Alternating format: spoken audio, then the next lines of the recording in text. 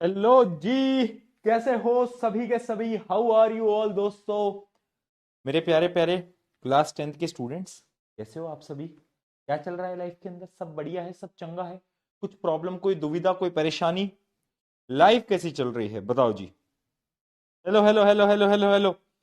8:40 बोला था, 8:40 पे शुरू कर दिया। वाह यार। हैं, कभी कभार तो लगता है मुझे कि मैं रियल नहीं हूं, मैं एआई हूं। इतने टाइम पे मैं कैसे आने लगा हूं यार? कहीं मैं एआई तो नहीं? हाय एवरीवन, कैसे हो सभी? बता दो भाई, जोश मीटर, एनर्जी मीटर एक बार जल्दी से बता देंगे, क्योंकि आज हम एक दूसरा चैप्टर पढ़ने वाले हैं। और उस चैप्टर का बेटा नाम क्या है? नाम है केमिकल रिएक्शन एंड इक्वेशन। है ना, बड़ा इंटरेस्टिंग चैप्टर है, मजेदार चैप्टर है। क्वेश्चंस यहां से हल्के से टफ आते हैं, तो हम थोड़े टफ लेवल के क्वेश्चंस की आज प्रैक्टिस करेंगे। ठीक है जी। आवाज बढ़ाओ। बेटा आवाज छोड़ो, तुम वो वॉल्यूम का बटन लगाओ। उस वॉल्यूम के बटन में 2 बार टैप करो तो आवाज बढ़ जाएगी। ठीक है जी। ऐसा भी कर लेते हैं ना कभी कभार। समझ रहे हो बात को? इतनी तेज आवाज कर रखी है बट फिर भी इनको आवाज नहीं आ रही है। भैया क्या है, तुमने कान में क्या कर रखा है भाई? तुम्हारे कान है या फिर क्या है? क्यों नहीं कान में आवाज आती तुम्हारे यार? समझ ही नहीं आता मेरे को। हाँ। हाँ। चलो, तो इस चैप्टर को, आज का जो हमारा चैप्टर है वो है केमिकल रिएक्शन एंड इक्वेशन। करें भाई शुरू।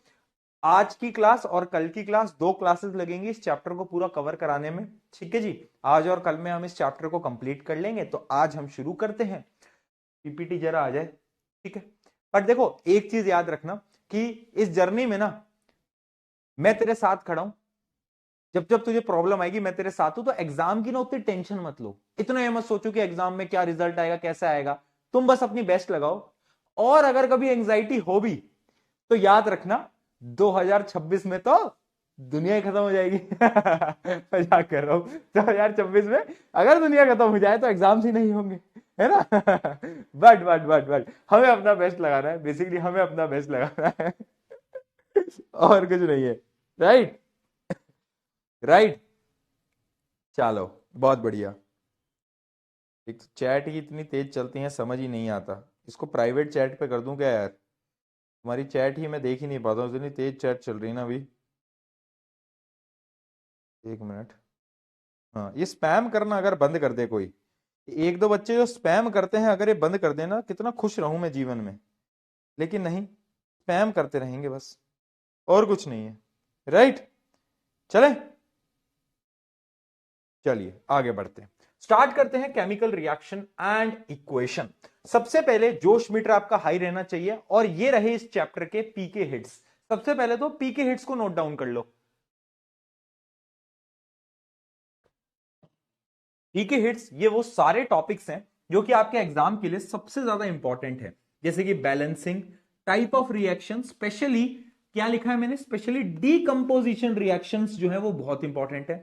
अगला जो कलर चेंजिंग वाली एक्टिविटीज है वो इंपॉर्टेंट है।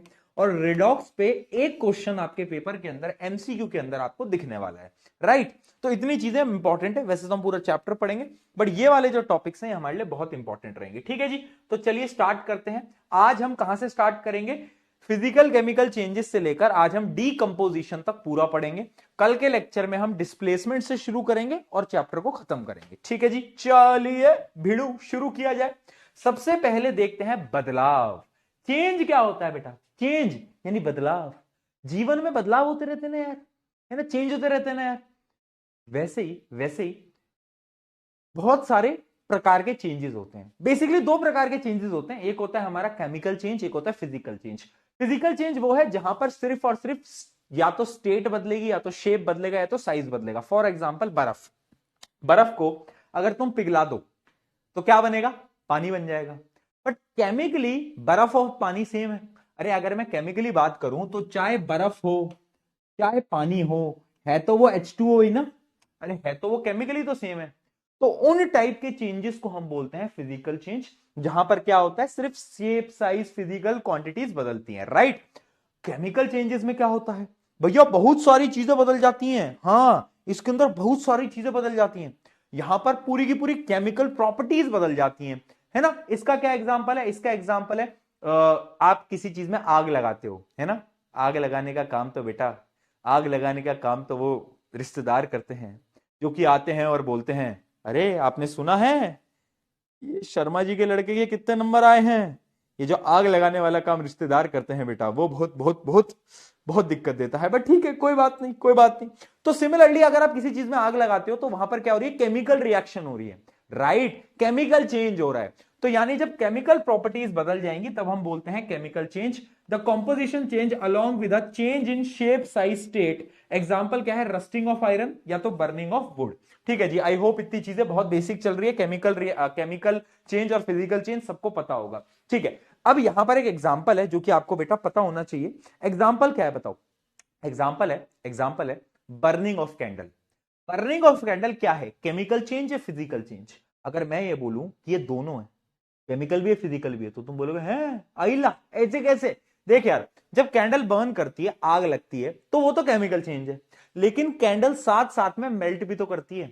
अरे कैंडल जो होती है, वैक्स होता है, वैक्स मेल्ट करता है ना, तो मेल्टिंग ऑफ वैक्स क्या है? अरे बोलो, मेल्टिंग ऑफ वैक्स क्या है? Physical change.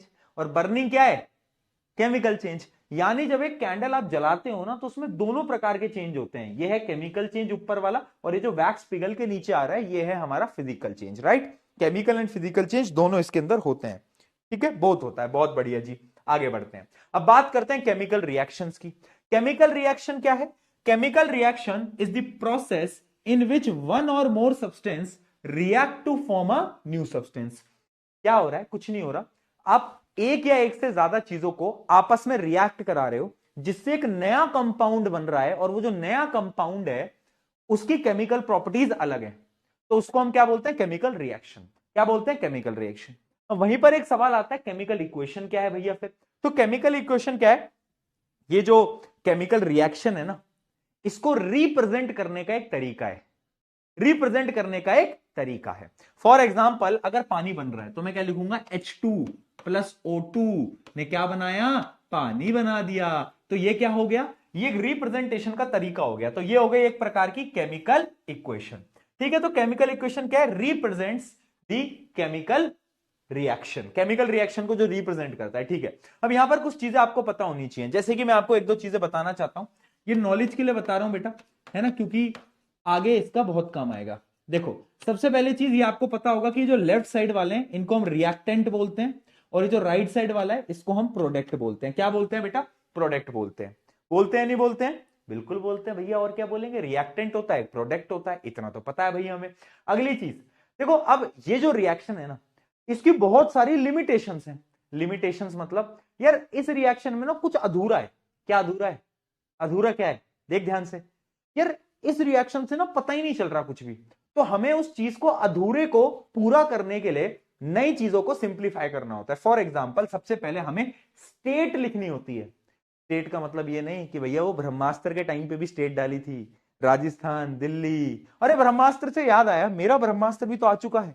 क्या तुम सबका ब्रह्मास्त्र पहुंचा या नहीं पहुंचा? पहुंचा या नहीं पहुंचा दोस्तों? डिडिंग डिडिंग डिडिंग डिडिंग डिडिंग डिडिंग डिडिंग डिडिंग डिडिंग। दोस्तों, मेरा ब्रह्मास्त्र आ गया, तुम्हारा आया क्या? तुम्हारा नहीं आया? तुम्हें जेलस कर दूं? जेलस कर दूं तुमको थोड़ा सा खोल के? है जेलस कर दूं तुमको? यार ये तो एक मिनट, हाँ ठीक है, जेलस कर दूं थोड़ा? कर दूं क्या? एक मिनट जरा, हाँ अब ठीक है, खुल गया। चलो, नहीं आया? Tiding tiding tiding tiding tiding tiding tiding tiding tiding. क्या बात है दोस्तों, क्या क्या आ गया है? क्या क्या आ गया है? आंसर शीट ही आंसर शीट आ गई है बेटा, बहुत सारी, बहुत सारी आंसर शीट आ गई है यार। इतनी आंसर शीट में मेरे को कौन सा बोर्ड का एग्जाम देना है? मैं क्यों लिखूंगा भाई? मैं क्यों लिखूंगा इतना सारा? हाँ हाँ, मैं क्यों लिखूंगा? वाह यार, वाह, वाह, क्या बात है। पीछे फोटो भी है हमारी, वाह यार, क्या बात है। Made with love, next toppers, क्या बात है दोस्तों। वाह जी वाह, हमारे नाम भी लिखे हैं यार, क्या बात है। वाह यार, ऑथर में नाम लिख दिया है यार मेरा, क्या बात है यार। ऑथर बन गया हूं दोस्तों, ऑथर तो मैं पहले से था, अब और अच्छा ऑथर बन गया हूं। वाह, इसमें जो साइंस के जो आपके जो मैप्स मैंने दिए हैं ना, इन मैप्स को बड़े ध्यान से पढ़ना। ये जो साइंस के मैंने इसके अंदर ना मैप्स बना बना के दिए हैं, इनको यूज करना। अभी वैसे आपके काम आएंगे नहीं, रिवीजन पर्पस के लिए दिए, तो आपको ऐसे फ्लो चार्ट्स मैंने बना बना के दे दिए। इससे क्या होगा, रिवीजन करना आपके लिए बहुत आसान हो जाएगा। बाकी तो बोर्ड है ही है, बोर्ड तो है नेक्स्ट टॉपर वाला, दिख रहा है, दिख रहा है नेक्स्ट टॉपर। हाँ, बाकी कीचेन है, तो ये सारी चीजें। भैया मेरी कीचेन कहाँ है, कीचेन कहाँ गई मेरी, मेरी की, अच्छा ये रही, ठीक है।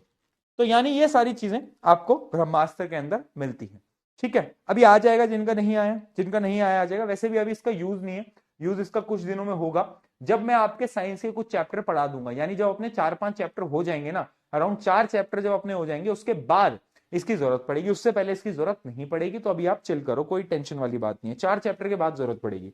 चलो, तो मैं क्या बता रहा था कि एक होता है रिएक्टेंट, एक होता है प्रोडक्ट, ठीक है। अब रिप्रेजेंट करने के लिए इसमें हम एक दो चीजें ऐड करते हैं, जैसे कि हम स्टेट बताते हैं। स्टेट, स्टेट यानी ये हाइड्रोजन गैस की फॉर्म में है तो यहां पे जी लिखूंगा, ऑक्सीजन भी गैस की फॉर्म में है तो यहां जी लिखूंगा, और H2O जो है पानी, अंकल जी पानी पिला दीजिए, वो लिक्विड की फॉर्म में है, यानी वो L लिखूंगा। तो एक तो ये रिप्रेजेंटेशन होता है ना, ऐसे बहुत सारे डिफरेंट डिफरेंट रिप्रेजेंटेशन के मेथड होते हैं, है ना जी। तो वो थोड़े रिप्रेजेंटेशन में आपको बता देता हूं। कहां गए भैया, दिखा दो यार, कहां गए। हाँ, तो कुछ की टर्म्स आपको यहां पर पढ़ने पड़ेंगे पहले, है ना। इस चैप्टर को स्टार्ट करने के लिए कुछ की टर्म्स आपको पता होने चाहिए। अब इन की टर्म्स की डायरेक्टली कोई डेफिनेशन नहीं पूछता एग्जाम के अंदर, बट ये आपको पता होने चाहिए।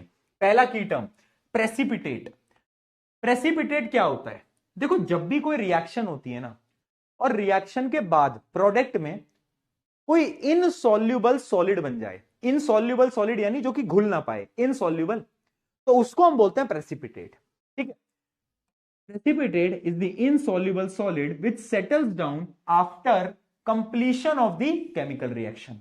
और किसी भी रिएक्शन में अगर प्रेसिपिटेट बनता है तो हम उसको कैसे रिप्रेजेंट करते हैं, पीपीटी, ऐसे पीपीटी, या तो प्रेसिपिटेट लिख दो या तो पीपीटी लिख दो, ठीक है जी, बहुत बढ़िया। अगली टर्म होती है एक्सोथर्मिक रिएक्शन।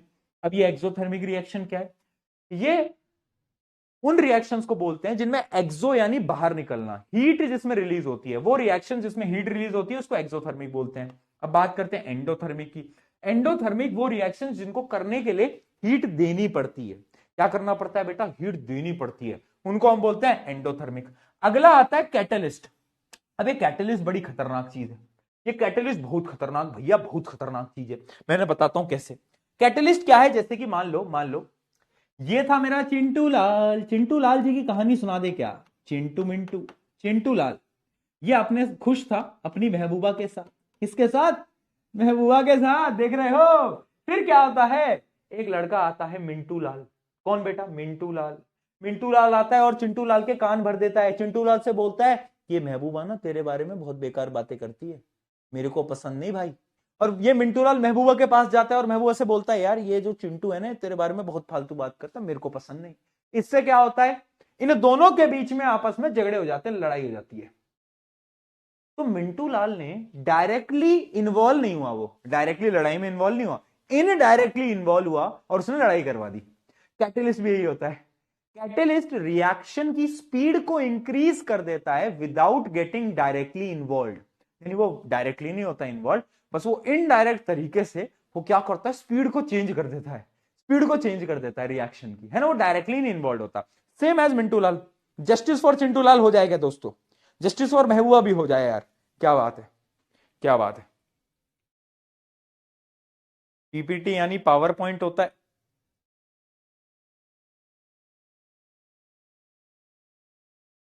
पढ़ ले। Catalyst, catalyst is a substance that speeds up the chemical reaction or lowers the temperature or pressure needed to start one without itself being consumed during the reaction। यानी वो खुद consume नहीं होता reaction में, but वो reaction की speed वगैरह को चेंज कर देता है, या तो इंक्रीज करेगा या तो डिक्रीज करेगा, बट चेंज कर देगा without itself getting consumed in it, that is called catalyst. क्या कैटलिस्ट हमको समझ आया, बहुत बढ़िया, कैटलिस्ट हमको समझ आ गया, ठीक है। ये कुछ चीजें हैं जो कि मुझे आपको बतानी थी। उसके अलावा अब सवाल ये आता है कि हमें कैसे पता चलेगा कि केमिकल रिएक्शन हो गई। अरे भैया मुझे कैसे पता केमिकल रिएक्शन हुई या नहीं हुई है। अब जैसे कि फॉर एग्जांपल कोई भी रिएक्शन हुई तो उसके कुछ कैरेक्टरिस्टिक्स तो होते होंगे कि जिससे कि हम ये देख के बता दें कि हाँ यहां रिएक्शन हुई है। तो कुछ कैरेक्टरिस्टिक्स होते हैं केमिकल रिएक्शन के, जैसे कि चेंज इन कलर। कुछ कुछ रिएक्शंस में क्या होगा, रंग बदल जाएंगे दोस्तों, जैसे कि उसने भी अपने रंग बदले थे। दूसरा आएगा चेंज इन टेम्परेचर। कभी कभार क्या होगा, जब रिएक्शन होगी या तो एक्सोथर्मिक होगी या तो एंडोथर्मिक होगी, या तो हीट रिलीज होगी या तो हीट देनी पड़ेगी। अगले characteristics change in state. State यानी जैसे कि हाइड्रोजन ऑक्सीजन गैस था बट पानी बन गया लिक्विड, तो स्टेट बदल गई, तो केमिकल रिएक्शन हुई। अगला एवोल्यूशन ऑफ गैसेस। अभी हम कुछ रिएक्शन पढ़ेंगे जिसमें कि गैसेस रिलीज हो जाएंगी। और फॉर्मेशन ऑफ प्रेसिपिटेट, जो कि मैं आपको अभी बता चुका हूं कि कभी कभार क्या होता है, प्रेसिपिटेट बन जाता है रिएक्शंस के अंदर, तो वो भी आप देख के बोल सकते हो कि there is a chemical reaction. यानी ये केमिकल रिएक्शन के कुछ कैरेक्टरिस्टिक्स हैं। जैसे कि तुम दूर से आओगे, तो मैं दूर से आऊंगा, तो तुम मेरे कैरेक्टरिस्टिक्स से मुझे पहचानोगे ना कि यार ये प्रशांत भैया हो सकते हैं। क्यों? क्योंकि दिन में 4 बार अपने बालों में ऐसे हाथ डाल रहे हैं, तो ये तो पक्का पी के भैया है ना, पकड़ लोगे मुझे, तुम ऐसे मैंने कर दिया तो, है ना। तो ऐसे होता है, कैरेक्टरिस्टिक्स होते हैं। तो ऐसे केमिकल रिएक्शन के कुछ कैरेक्टरिस्टिक्स हैं जिनको देखते तो पहचान जाओगे कि हाँ यहां तो गड़बड़ है। चलो जी आगे बढ़ते हैं, चलो जी आगे बढ़ा जाए। और क्या रह गया पॉइंट, और क्या रह गया पॉइंट? इसके अलावा पता है केमिकल रिएक्शन को और इंफॉर्मेटिव बनाने के लिए कुछ की टर्म्स और होते हैं, कुछ की टर्म्स होते हैं। की टर्म्स क्या होते हैं? जैसे कि आप मान लो किसी एसिड के साथ रिएक्शन करा रहे हो। एसिड तो आपको पता होगा, जैसे H2SO4, सल्फ्यूरिक एसिड होती है ये, HCl हाइड्रोक्लोरिक एसिड। तो अगर आप किसी एसिड से रिएक्शन करा रहे हो ना, तो आपको उसके ब्रैकेट में लिखना होता है कि वो डाइल्यूट एसिड है या कंसंट्रेटेड एसिड है। अब डाइल्यूट एसिड और कंसंट्रेटेड एसिड क्या होती है, वैसे हम एसिड बेस में पढ़ते हैं, बट मैं आपको ऊपर से भी ये बता देता हूं।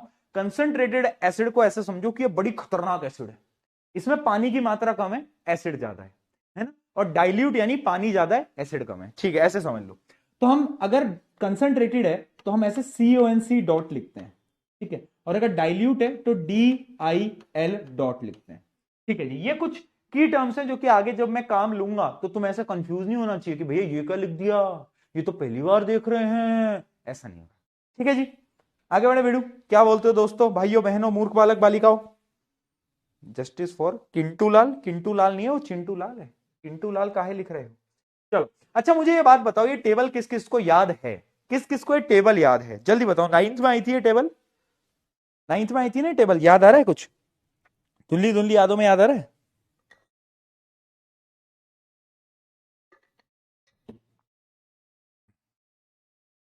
नहीं है याद? वाह बेटा वाह वाह। ट्रेंड आजकल तुम्हें सारे याद हैं। आजकल वो एक ट्रेंड चल रहा है ना, वैसे वो एक गाना था, meow meow ten ten ten ten ten meow meow, देखा तुमने? Meow meow ten ten ten ten ten meow meow. उस ट्रेंड में क्या होता है, उस ट्रेंड में ना जैसे कोई लड़का है तो वो ट्रेंड बना रहा है कि I am going to propose him और हर, तो अगर उसने हाँ बोला तो मैं ये डीपी लगाऊंगा, और उसने ना बोला तो मैं डीपी लगाऊंगा। देखा तुमने ट्रेंड? बेटा हालत तुम्हारी ऐसी है ना कि तुम तो वो ट्रेंड भी नहीं बना सकते। किसको करोगे प्रपोज, किसको बोलोगे, वो भी नहीं है तुम्हारे पास तो आ जाओ, आ जाओ, आ जाओ, ठीक है। हाँ ये याद करनी होती है मूर्खो, ये याद करनी होती है। इसमें चार्जेस होते हैं, इसके बिना कंपाउंड कैसे बनाओगे, इसके बिना कंपाउंड कैसे बनाओगे, है ना। जैसे कि फॉर एग्जांपल अगर याद नहीं है तो प्लीज याद कर लेना। जैसे कार्बोनेट की कार्बोनेट का चार्ज है -2। अगर मैं बोलूं सोडियम कार्बोनेट, तो फॉर्मूला कैसे बनाओगे? फॉर्मूला कैसे बनाओगे? सोडियम लिखोगे, कार्बोनेट लिखोगे। अब तुम्हें पता है सोडियम का चार्ज है 1, कार्बोनेट का चार्ज है 2, तो क्या करोगे फिर? क्रॉस मल्टीप्लाई करोगे, तो ये आ जाएगा Na2CO3। ऐसे हम फॉर्मूलाज बनाते हैं कंपाउंड्स के। सोडियम कार्बोनेट, 2 इधर गया 1 इधर गया, Na2CO3 सोडियम कार्बोनेट। अगर मैं बोलूं अगर मैं बोलूं एल्यूमिनियम सल्फेट, तो क्या लिखोगे? एल्यूमिनियम लिखोगे, सल्फेट लिखोगे। अब तुम्हें पता होना चाहिए इसका चार्ज 2 है और इसका 3 है, वो टेबल से तुम्हें याद रहना चाहिए था। तो ये आएगा Al2, क्रॉस मल्टीप्लाई कर दो, Al2SO4 3, तो ये आ गया एल्यूमिनियम सल्फेट। तो ये जो फॉर्मूला मेकिंग है, एटलीस्ट ये तो तुम्हें आनी चाहिए, राइट? नहीं आती क्या? आती नहीं आती?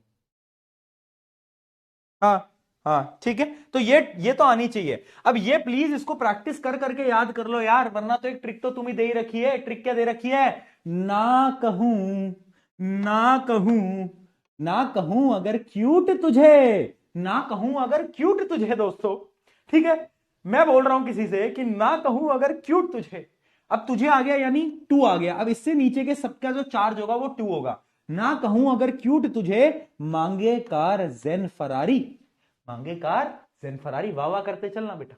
मांगे कार जेन फरारी, क्यों नहीं, क्यों नहीं तीन, अब तीन आ गया तो इससे नीचे के तीन होंगे, तीन ऑल्टो फरारी, तीन ऑल्टो फरारी, है ना जी। तो ऐसे आप इनके चार्जेस याद कर सकते हो, ऐसे इसकी भी ट्रिक है, बट ये तो प्रैक्टिस से तुम्हें याद करना होता है, बट ठीक है। हाय हेलो, हाय हेलो, चलो बाहर आए और सुनो नाचें, है ना। तो ऐसे आपको याद करना होता है इनके। वैसे चार्जेस ना तुम्हें प्रैक्टिस करोगे तो एक दो बार याद हो जाएंगे, बट यस, बट यस। देख वाह वाह कितनी जल्दी करी ना तुमने, वाह वाह वाह वाह लिखने लग गए। वैसे अगर पूछा था ना कि याद है या नहीं है तो सबने नो लिखा था, अब वाह वाह कितनी जल्दी कर रहे थे, तो तुम रहते तो वही हो बिल्कुल। चलो आ जाओ, ठीक है। ये है पॉली एटॉमिक आयंस, मतलब इनके आपको चार्जेस सबके याद होने चाहिए, राइट। चलो आगे बढ़ा जाए, तो ये फॉर्मूला मेकिंग आपको आनी चाहिए, क्योंकि अगला हम टॉपिक पढ़ने जा रहे हैं बैलेंसिंग ऑफ केमिकल इक्वेशन। देखो केमिकल इक्वेशन को बैलेंस कैसे करना होता है, बहुत सारे रूल्स हैं, बट रूल्स को मारो गोली, मैं जो बता रहा हूं उसको फॉलो करना। आज H2 बनाएंगे पहले, मान लो पानी है, H2 प्लस O2 ने क्या दिया, H2O। अब इक्वेशन बैलेंस का मतलब क्या होता है कि रिएक्टेंट पे जितने एटम्स हैं उतने प्रोडक्ट में होने चाहिए। अब अगर तुम देखोगे, पहले लिखो हाइड्रोजन, यहां लिखो रिएक्टेंट, यहां लिखो प्रोडक्ट। तो हाइड्रोजन अगर रिएक्टेंट में मैं देखूंगा तो दो है, यहां पर भी दो है।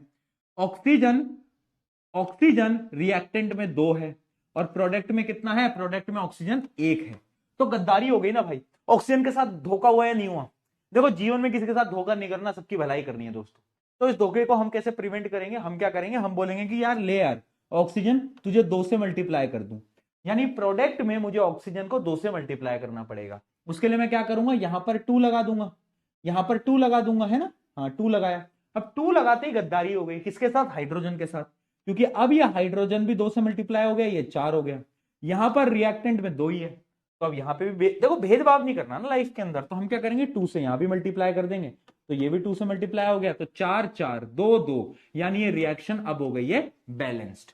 क्या हो गई है दोस्तों, बैलेंस्ड हो चुकी है। क्या बात समझ में आई।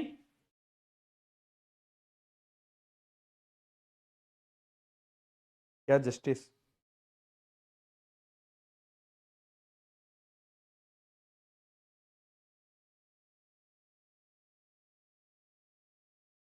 What justice,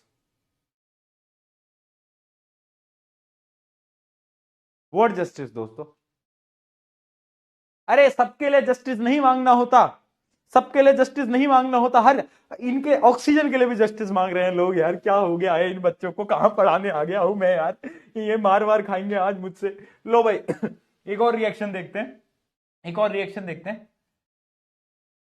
Fe plus Fe plus H2O equals to Fe3O4, यही है ना, Fe3O4 plus H2, plus H2।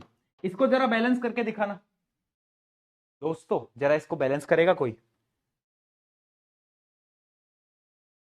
बोलो। रुको तुम्हारी चैट पहले मुझे प्राइवेट करने दो यार, तुम्हारे ऐसे मैसेजेस नहीं पढ़े जाते। Batch is so GOATed that one cannot read chats chat से नहीं पढ़े जाते यार, तुम चैट इतनी तेज करते हो। चलो प्राइवेट कर देते हैं।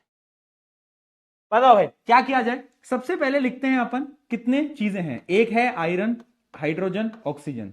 अगर मैं बात करूं रिएक्टेंट की और प्रोडक्ट की, तो जरा नंबर लिखते हुए चलना फटाफट से। अगर मैं बात करूं रिएक्टेंट की तो एक है, यहां पर कितने हैं, तीन है।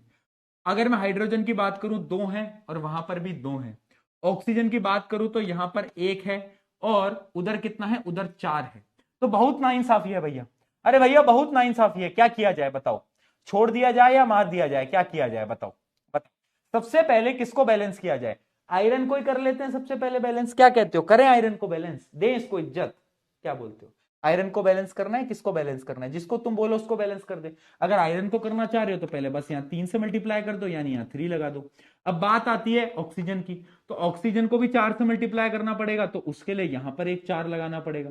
बट जैसे ही चार लगाया गद्दारी हो गई, किसके साथ गद्दारी होगी, हाइड्रोजन के साथ, क्योंकि हाइड्रोजन भी चार से मल्टीप्लाई हो गया, तो अभी आठ हो गए, तो इसको भी चार से मल्टीप्लाई करना पड़ेगा, यानी यहां भी चार लगाना पड़ेगा। तो ये हो गई बैलेंस्ड इक्वेशन। ये क्या हो गई बेटा? Balanced equation. जल्दी बताओ अगर ये समझ आया तो, समझ आया तो। पीके पीके पीके पीके, चलो बहुत बढ़िया। ये बेसिक क्वेश्चन था, थोड़े टफ क्वेश्चन की तरफ बढ़ते हैं। राइट, हमें एक हाई लेवल के क्वेश्चन की प्रैक्टिस करनी है। राइट, चलो करो। इसको जरा एक बार बैलेंस करके बताना, इसको पहली को जरा बैलेंस करके बताओ, क्या लगता है? जरा आंख खोल के सवाल देख लीजिएगा पहले। जब भी कोई बोले ना कि बैलेंस करो, तो ऐसा नहीं है कि बिल्कुल आंख बंद करिए और ऐसा नहीं करना। पहले देखो, आंख खोलो, ये देखो कि क्या वो बैलेंस तो नहीं है, क्या वो ऑलरेडी बैलेंस तो नहीं है। अरे वो ऑलरेडी बैलेंस्ड है दोस्तों। देखो देखो देखो, Na एक है, Cl एक है, Ag एक है, NO3 एक है, सब कुछ बराबर, ऑलरेडी बैलेंस्ड। अगला क्वेश्चन देखते हैं। अब इसमें देखो, अब पता है इसको अगर आप ध्यान से देखोगे तो पता है आपको हर बार ना टेबल बनाने की जरूरत नहीं है। टेबल जो होते हैं वो नूब बच्चे बनाते हैं, वी आर प्रो प्लेयर्स। तो हम हर बार टेबल नहीं बनाएंगे। राइट, अगर कोई एमसीक्यू क्वेश्चन है तो हम क्यों टेबल बनाएंगे, हम डायरेक्टली बैलेंस कर देंगे। कैसे करेंगे? देखो, तुम ये देखो, यहां पे क्लोरीन 2 है, यहां पर 1 है, तो ऑब्वियस सी बात है इसको 2 से मुझे यहां पे मल्टीप्लाई करना पड़ेगा। अब जैसे ही यहां पे 2 से मल्टीप्लाई हुआ तो देखो हाइड्रोजन यहां भी 2 है, यहां भी 2 है, सल्फेट यहां पर 1 है और यहां पे भी 1 है, तो हो गई ना बैलेंस्ड, गेम ओवर। चलो अगला देखते हैं। इसको तो मैं बैलेंस करना बता चुका हूं, इसको बैलेंस कर दो। अब हाइड्रोजन 2 क्लोरीन 2, तो यहां बस 2 का मल्टीप्लाई कर दो, है ना। तो जब आप, जैसे आप फ्री फायर खेलते हो ना बेटा, तो फ्री फायर में धीरे धीरे क्या होता है ना, प्रो होने लगते हो। ओ यार, तुम्हें तो इतना टाइम हो गया, तुम तो फिर भी प्रो नहीं हो पा रहे हो बेटा, या तो पढ़ाई कर लो या तो गेम छोड़ दो, कुछ तो करो। ठीक है, बट धीरे धीरे आप प्रो हो जाते हो ना, तो ऐसे इसमें हम प्रो हो रहे हैं। राइट, चलो और टफ क्वेश्चन की तरफ बढ़ते हैं, और टफ क्वेश्चन की तरफ बढ़ते हैं। अब ये वाला जो क्वेश्चन है ना, इसको मैं एक डिफरेंट टेक्निक से तुम्हें सॉल्व करा के बताता हूं। वैसे तो तुम नॉर्मली भी कर सकते हो, इजी पड़ेगा, बट एक नई टेक्निक है मेरे पास ना सॉल्व करने की, और उसको मैं बोलता हूं एबीसीडी मेथड। क्या बोलते हैं अपन? एबीसीडी मेथड हम उसको बोलते हैं। एबीसीडी बचपन में पढ़ी थी ना, वही वाला मेथड। देखो, हमें क्या करना है, हमें क्या करना है, मान लो कि इक्वेशन को बैलेंस करना है, तो सबके ए बी सी डी ऐसे मान लो आप, है ना, कोफिशिएंट्स मान लो ए बी सी डी। अब क्या करोगे तुम, ये देखोगे कि एल्यूमिनियम जो है वो यहां पर 2 है ना, तो हम लिखेंगे 2a, क्योंकि a से मल्टीप्लाई हो रहा है। अब यहां पर देखो एल्यूमिनियम कितना है, एल्यूमिनियम यहां पर 1 है, तो यहां पर लिखूंगा equals to 1c, 2a equals to 1c। ठीक है जी। सिमिलरली सल्फेट देखो यहां पर 3 है, तो मैं लिखूंगा 3a, और वहां देखूंगा मैं सल्फेट कितना है, 1 है, 1d, 1d। ठीक है। सिमिलरली मैं क्या लिखूंगा, यहां पे देखूंगा बैरियम 1 है, तो 1b इक्वल्स टू, यहां पर बैरियम भी 1 ही है, 1d। ठीक है, यहां पर क्लोरीन 2 है, तो 2b इक्वल्स टू, यहां पर क्लोरीन 3 है, तो 3c। तो अब अपने पास ना 4 डिफरेंट डिफरेंट इक्वेशंस आ गई हैं। क्या आ गई है बेटा? 4 डिफरेंट डिफरेंट इक्वेशंस आ गई हैं। आई है नहीं आई है, जल्दी बताओ, बोलो, जल्दी बताओ, बताओ, आइए, बोलो बोलो। राइट, अब मैं क्या करूंगा इस क्वेश्चन के अंदर बेटा, इस क्वेश्चन के अंदर मैं ए की वैल्यू 1 मान लूंगा, ए की वैल्यू 1 मान लूंगा। क्या मान लूंगा मैं? ए की वैल्यू मैंने 1 मान ली, तो ए की वैल्यू अगर मैंने 1 ली, तो अगर तुम ध्यान से देखो सी की वैल्यू कितनी हो गई, सी की वैल्यू 2 हो गई, डी की वैल्यू कितनी हो गई, डी की वैल्यू 3 हो गई, और तुम्हें पता है डी और बी की वैल्यू बराबर है, यानी डी की वैल्यू भी कितनी हो जाएगी, बी की वैल्यू भी कितनी हो जाएगी, बी की वैल्यू भी 3 हो जाएगी। राइट, बी की वैल्यू भी 3 हो जाएगी। तो सारे कोफिशिएंट्स आपके आ चुके हैं 1 3 2 3, 1 3 2 3, 1 3 का 4, 4 2 का 1, माय नेम इज लखन, 1 3 2 3। बहुत बढ़िया दोस्तों, क्या बात है, आई सबकी वैल्यूज आ गई क्या? हाँ जी। तो एक ये डिफरेंट तरीका है। वैसे आप इसको बड़ी क्लासेस में पढ़ोगे, इसको मोल कॉन्सेप्ट का भी एक छोटा सा बोला जाता है, 11th क्लास के अंदर पढ़ाया जाता है, बट ये अपने लिए भी यूजफुल हो सकती है, क्योंकि इससे बड़ी बड़ी इक्वेशंस को आप ऐसे सॉल्व कर सकते हो एबीसीडी मेथड से। ठीक है, क्या करा हमने, ए की वैल्यू 1 मान ली, तो बाकी सबकी वैल्यू आ गई हमारे पास। राइट, ठीक है, ठीक है।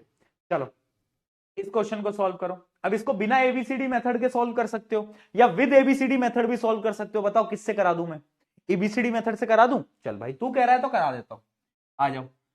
देखो भाई एल्यूमिनियम 2 है तो लिख दो 2A इक्वल्स टू, यहां पर 1 है तो 1C। ठीक है, ऑक्सीजन 3 है तो 3A, ऑक्सीजन 1 है 1D। अब देखो एक हाइड्रोजन है तो 1B, और यहां पर हाइड्रोजन 2 है 2D, 2D। और लास्ट क्लोरीन यहां पर 1 है और यहां पर क्लोरीन 3 है तो 1B इक्वल्स टू 3C। ठीक है, तो 4 इक्वेशन आ गई, 1 2 3 4, 4 इक्वेशन बेटा अपने पास आ चुकी हैं। अब बताओ मैं क्या करूं, अब बताओ बेटा मैं क्या करूं। जो तुम बोलोगे वो कर देंगे। अपन क्या करेंगे, ए की वैल्यू को 1 मान ले। क्या बोलते हो यार, ए की वैल्यू अगर मैं 1 मान लूं कोई दिक्कत है क्या किसी को? हाँ, ए की वैल्यू 1 मान लूं कोई दिक्कत नहीं है, चलो ठीक है ए की वैल्यू 1 मान ली। तो जैसे ही मैंने ए यहां पे देखो ए 1 माना तो सी की वैल्यू कितनी आ गई, सी की वैल्यू आ गई 2। ठीक है, अगर सी की वैल्यू 2 आई तो बी की वैल्यू कितनी है, यहां से देखना बी की वैल्यू आ गई 3 इंटू 2 दैट इज 6। बी की वैल्यू कितनी आ गई, 6 आ गई। यस और नो, यस और नो, बताओ बताओ। और डी कितना आ गया, डी आ गया 3, डी आ गया 3। तो आ गया आंसर, ए 1 है, बी कितना है, बी कहां गया, बी 6 है, और सी कहां है, सी 2 है। 1 6 1 6 2 3, 1 6 2 और डी 3, हाँ 1 6 2 3, 1 6 2 3 इज योर आंसर। हुआ, जल्दी बताओ, क्या है, मजा आ गया, इंटरेस्ट आ गया, समझ आ गया?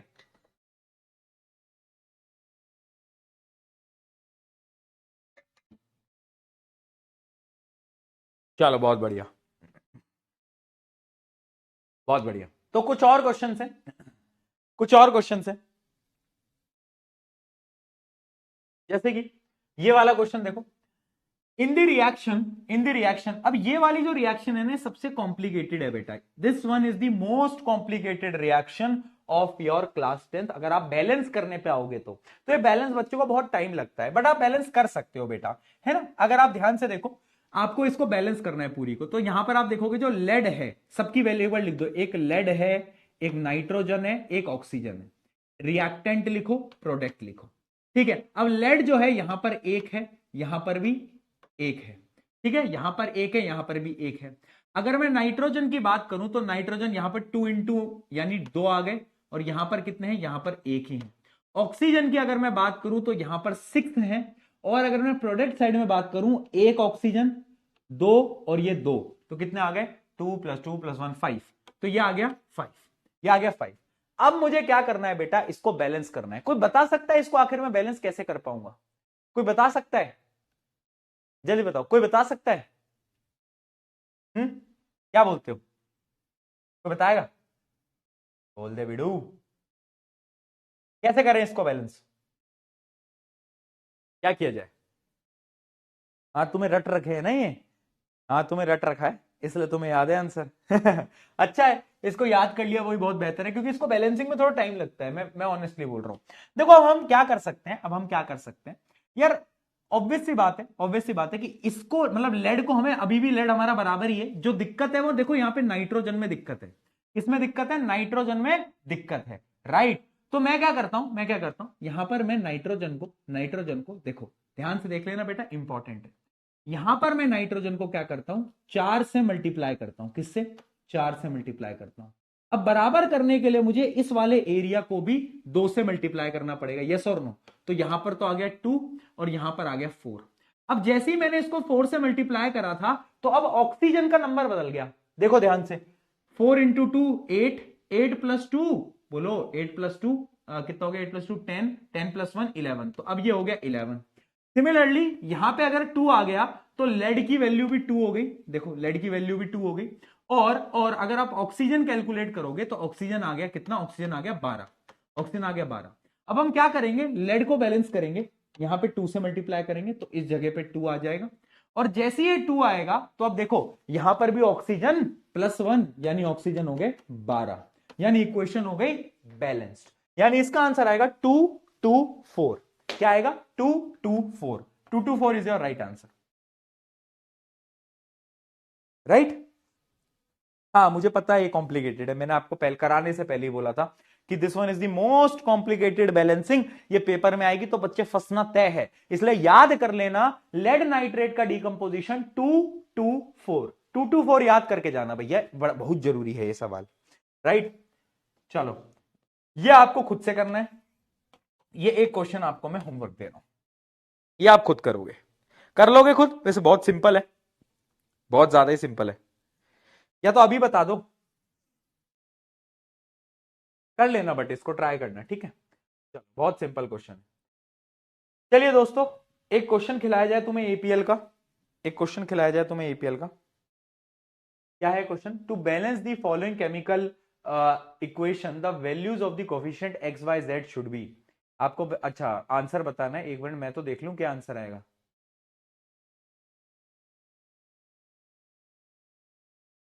ये तो वो सेम क्वेश्चन हो गया जो अभी मैंने आपको ये वाला कराया, पता है, ये सेम क्वेश्चन है, ये सेम क्वेश्चन है।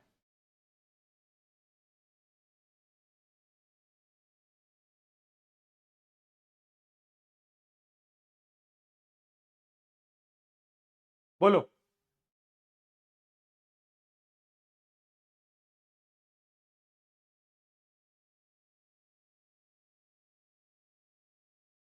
बी लिख रहे हैं बच्चे, बी आ रहा है तुम्हारा आंसर, बी कैसे आएगा बेटा? 442 तो कैसे आ गया तुम्हारा? 442, 442 तो पॉसिबल ही नहीं है, 442 पॉसिबल ही नहीं है, बी नहीं आएगा इसका, इसका आंसर सी आएगा बेटा। अगर आप ध्यान से देखो ये सेम इक्वेशन है, बस यहां पर जिंक आ गया है, हमने लेड नाइट्रेट का पढ़ा था, यहां पे लेड था, बाकी सारी चीजें तो सेम ही थी। एक बार देख लो इक्वेशन को, मैच कर लो, ये देखो ये सेम इक्वेशन है हमारी जो हमें अगले पेज पे अब दिख रही है, एकदम सेम है, तो आंसर भी एकदम सेम आएगा जो कि आएगा 224। तो सेम क्वेश्चन था, एकदम डिट्टो क्वेश्चन था जो कि हम ऑलरेडी कर चुके हैं, राइट। तो आंसर सी आना था इसका, ना कि बी, तो कंफ्यूज नहीं होना है। चलो आ जाओ, अब बात करते हैं बेटा टाइप ऑफ केमिकल रिएक्शंस की, राइट। बैलेंसिंग के और क्वेश्चन आपको प्रैक्टिस करने पड़ेंगे। देखो जिनसे क्वेश्चंस अगर बन गए कॉन्टिन्यूसली तो तुम और प्रैक्टिस मत करो, क्योंकि बैलेंसिंग का क्वेश्चन एक ही आना है, एमसीक्यू ही आना है, एक ही क्वेश्चन आता है बैलेंसिंग का, उससे ज्यादा आता नहीं है। तो अगर तुमसे क्वेश्चन हो गया वेल एंड गुड है, अगर नहीं हुआ तो एनवाईक्यू के अंदर ना मैंने और क्वेश्चन दिए हैं, एनवाईक्यू आज अपलोड हो जाएगा, तो उसको तुम और प्रैक्टिस करना, ठीक है। क्योंकि बैलेंसिंग जितनी ज्यादा प्रैक्टिस करोगे उतना ज्यादा तुम्हारा बेनिफिट है। अगर तुमसे क्वेश्चन नहीं हुए, अगर हो गए, क्योंकि मैंने तुम्हें जो टफ टफ क्वेश्चन है वो करा दिए, मैं चाहता तो पहले मैं एकदम इजी इजी इजी कराता, बट मैंने तुम्हें अच्छे लेवल के क्वेश्चंस ऑलरेडी करा दिए। चलिए तो अब हम पढ़ेंगे 4 प्रकार की केमिकल रिएक्शन। सबसे पहले हमें स्टार्ट करना है कॉम्बिनेशन रिएक्शन। कॉम्बिनेशन रिएक्शन क्या है? जैसे कि स्कूल में तुमने देखा होगा, क्लास के अंदर एक वो कपल वाला ग्रुप होता है जो कि बैठा रहता है क्लास में हाथ ऐसे पकड़ के, है ना, जिनको देख के जलन होती है, तुम्हें जेलसी होती है होती है ना बेटा। तो वो क्या है? Combination reaction. कॉम्बिनेशन रिएक्शन का मतलब यह है कि जब 2 या 2 से ज्यादा रिएक्टेंट कंबाइन करते हैं to form a one product, एक प्रोडक्ट बनता है, 2 या 2 से ज्यादा रिएक्टेंट कंबाइन करते हैं, तो हम उसको क्या बोलते हैं? कॉम्बिनेशन रिएक्शन, ठीक है। Combination or the synthesis reaction is a chemical reaction where 2 or more substances combine to form a single new substance, ठीक है। जैसे एक कंपाउंड है A, एक है B, और दोनों ने मिलके AB बना दिया, ठीक है। अब इसकी एक एग्जांपल है, एक एक्टिविटी है जो कि एनसीईआरटी के अंदर है, और पता है यहां से सवाल क्या आता है? मांझा मांझा मांझा, मार खाएगा। बच्चे लिख रहे हैं भैया जैसे आप और राधिका की मम्मी। क्या बोलूं, क्या बोल क्या बोल दूं मैं अब, ठीक है ना। तो देखो बेटा इसकी एक एक्टिविटी है। अब पता है इस चैप्टर में इंपॉर्टेंट क्या है? इस चैप्टर में इंपॉर्टेंट क्या है? एक्टिविटीज से रिलेटेड क्वेश्चन, वो सबसे इंपॉर्टेंट है। और लोग ना उसको मिस कर जाते हैं, यानी बच्चे बहुत मिस कर जाते हैं। मैंने देखा है कि यार एक्टिविटी से रिलेटेड क्वेश्चन तो तुम करते ही नहीं हो, और अगर तुम वो नहीं कर रहे हो मूर्खो, तो उसके बिना काम कैसे चलेगा? मुझे एक बात बताना, उसके बिना काम कैसे चलेगा? अगर तुम वो ही नहीं कर रहे हो तो उसके बिना काम चल ही नहीं सकता। तो वो करना बहुत जरूरी है। कैसे करेंगे? देखो पहली एक्टिविटी मैग्नीशियम रिबन की।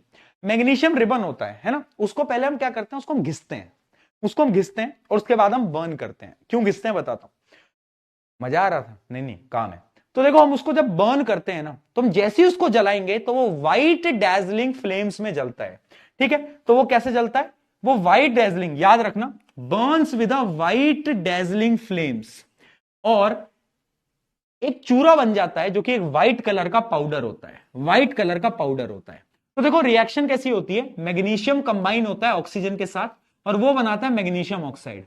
और ये जो मैग्नीशियम ऑक्साइड है यही है वो व्हाइट पाउडर, ये वही व्हाइट पाउडर है, ठीक है, ये वही व्हाइट पाउडर है। तो पहले तो मुझे ये बताओ ये कौन से टाइप की रिएक्शन है, बोलो। Obviously it is a type of combination reaction. उसके साथ साथ अगर तुम ध्यान से देखो तो क्या ये एक्सोथर्मिक रिएक्शन भी है, बोलो क्या बोलते हो, क्या ये एक्सोथर्मिक रिएक्शन है, क्या लगता है तुम्हें, क्या ये एक्सोथर्मिक रिएक्शन है, व्हाट डू यू से, सोचो सोचो सोचो, क्या ये तुम्हें एक्सोथर्मिक लग रही है, कंफ्यूज हो गए ना, कंफ्यूज ही आ गए, कंफ्यूज ही आ गए, एक्सो है कि एंडो है। अब थोड़ा और सोचो इस सवाल के बारे में, आज की क्लास के अंत में जवाब दूंगा, सोचो थोड़ा दिमाग लगाओ, क्या लगता है तुम्हें, क्या ये एक्सो है एंडो है। अभी आते हैं इस पे एक और इंपॉर्टेंट सवाल पे कि मैग्नीशियम रिबन को पहले घिसा क्यों, क्या मजा आ रहा था क्या भैया आपको, नहीं मजा नहीं आ रहा था। क्या होता है मैग्नीशियम जो होता है वो हाई रिएक्टिव मेटल है, तो मैग्नीशियम ना ये मान लो मैग्नीशियम की रिबन है, तो वो इन्वायरमेंट का जो ऑक्सीजन होता है ना उससे वो रिएक्ट करा लेता है और खुद के ऊपर एक लेयर बना देता है, और वो लेयर होती है मैग्नीशियम ऑक्साइड की। तो पहले हमें ना मैग्नीशियम ऑक्साइड की लेयर को हटाना होता है घिस घिस के, और उसके बाद मैग्नीशियम हमें बर्न करना होता है, तो इसलिए उसको रब किया जाता है to remove the layer of magnesium oxide, ठीक है, मैग्नीशियम ऑक्साइड की लेयर को रिमूव करने के लिए किया जाता है। चलो, तो ये तो हो गई एक रिएक्शन, अभी और रिएक्शन पढ़ते हैं, जैसे कि अगली रिएक्शन है केमिकल ऑक्साइड की।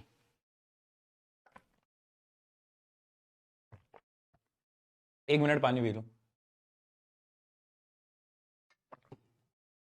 अच्छा बताए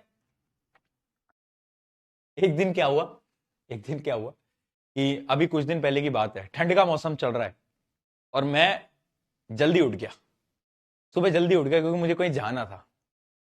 तो जब मैं सुबह उठ के गया, मेरे मम्मी पापा मुझे ऐसे देखने लगे, वो शॉक हो गए, उनको लगा कि ये हमारा ही लड़का है या कोई एआई है ये और सुबह जल्दी, ये कैसा हो गया, है ना, उनको नहीं पता था मुझे कहीं काम से जाना है है ना। तो अगर आप घर में छुट्टी पे अगर जल्दी उठ जाओ तो घर वालों को लगता है कि आज क्या हुआ है इसको, है कुछ तो गलत हुआ है इसके साथ, ठीक है। तो रिएक्शन हम पढ़ते हैं अगली कैल्शियम ऑक्साइड की। कैल्शियम ऑक्साइड क्या, क्विक लाइम होता है, क्विक लाइम आप समझते होगे, क्विक लाइम एक पाउडर होता है जिसको हम कैल्शियम ऑक्साइड बोलते हैं, ठीक है, कैल्शियम ऑक्साइड या तो क्विक लाइम एक पाउडर होता है, ठीक है। अब इस पाउडर को अगर तुम पानी में डालोगे, इसको अगर तुम देसी भाषा में चूना भी बोलते होगे, चूना, चूना होता है ना, चूना, अरे वो पुट्टी नहीं होती घर में, तो एक व्हाइट पाउडर आता है, चूना होता है, उसको पानी में मिलाते हैं, हाँ ये वही है। तो जब पानी में मिलाते हैं ना, तो अगर आपने देखा हो तो पानी में घुलते ही जो जो बाल्टी होती है ना जिसमें इसको घोला जाता है, वो बाल्टी गर्म हो जाती है, नोट करा है। तो इसकी रिएक्शन क्या होती है, when it combines with water it forms a compound CaOH2 यानी कैल्शियम हाइड्रोक्साइड, और we can say slaked lime, इसका एक और नाम होता है slaked lime, plus heat release होती है। यानी ये एक तो कॉम्बिनेशन रिएक्शन का एग्जांपल है और साथ साथ में it is example of exothermic reaction. साफ दिख रहा है एक्सोथर्मिक रिएक्शन है क्योंकि गर्म हो जा रही है ना चीजें। आई बात समझ में, ये क्या होता है स्लेक्ड लाइम, ये क्या होता है क्विक लाइम। तो याद रखना conversion of quick lime into slaked lime क्या है, एक्सोथर्मिक प्रोसेस है। बहुत बढ़िया जी, क्या बात है, क्या बात है दोस्तों, बहुत बढ़िया। चलो, है ना, अब बात करते हैं इसकी एक और रिएक्शन के बारे में, इसकी एक और रिएक्शन। अब होता क्या है, यही जो स्लेक्ट लाइम था ये तुम्हारे घरों में लग गया, दीवारों पे लग गया, ठीक है, दीवारों पे मैंने लगा दिया, मान लो मैं काम कर रहा हूं और मैंने दीवारों पर लगा दिया।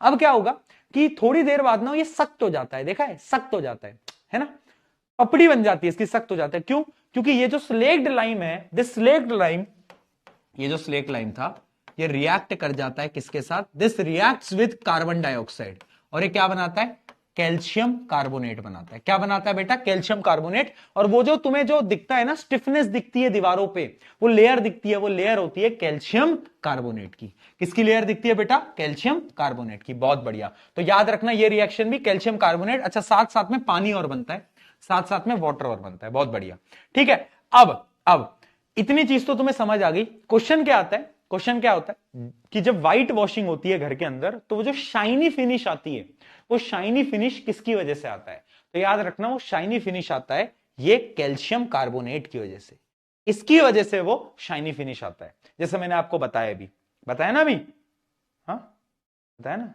हाँ ठीक है, इसकी वजह से आता है। चलो बहुत बढ़िया, इतनी चीजें हमें समझ आ गई। अब यहां पर एक टॉपिक होता है, यहां पर एक टॉपिक होता है, व्हाट इज दी, अगर वो लिखा होगा, हाँ ये लिखा, what is the test for carbon dioxide. मान लो कार्बन डाइऑक्साइड है नेचर में और हमें टेस्ट करना है कि यार यहां कार्बन डाइऑक्साइड है या नहीं है, तो हम कैसे टेस्ट करेंगे? What is the process? कोई बताएगा क्या प्रोसेस हो सकता है? क्या प्रोसेस हो सकता है? उस प्रोसेस को हम बोलते हैं बेटा lime water test. Lime water test कुछ नहीं है, वो जो अभी मैंने आपको करके दिखाया ना वही है, समझाता हूं। लाइम वाटर टेस्ट क्या होता है? Lime water test, lime water test यही है कि आप क्या करो, स्लेक्ड लाइम लो, स्लेक्ड लाइम लो, या फिर इसको हम लाइम वाटर भी बोलते हैं। क्या बोलते हैं बेटा? बहुत सारे नाम हैं।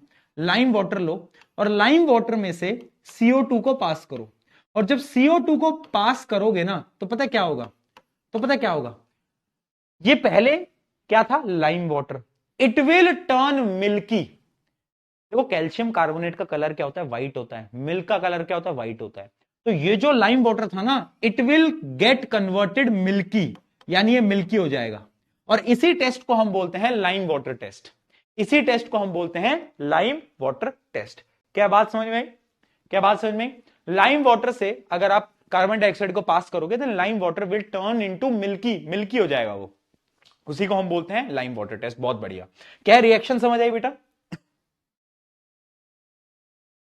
स्लेक्ड लाइम क्या होता है? देखो slaked lime lime water same है, बस आप ऐसे समझो, स्लेक्ड लाइम में जो आप पानी मिला देते हो, और ये स्लेक्ड लाइम आ गया। देखो क्विक लाइम था, क्विक लाइम में पानी मिलाया, स्लेक्ड लाइम बना।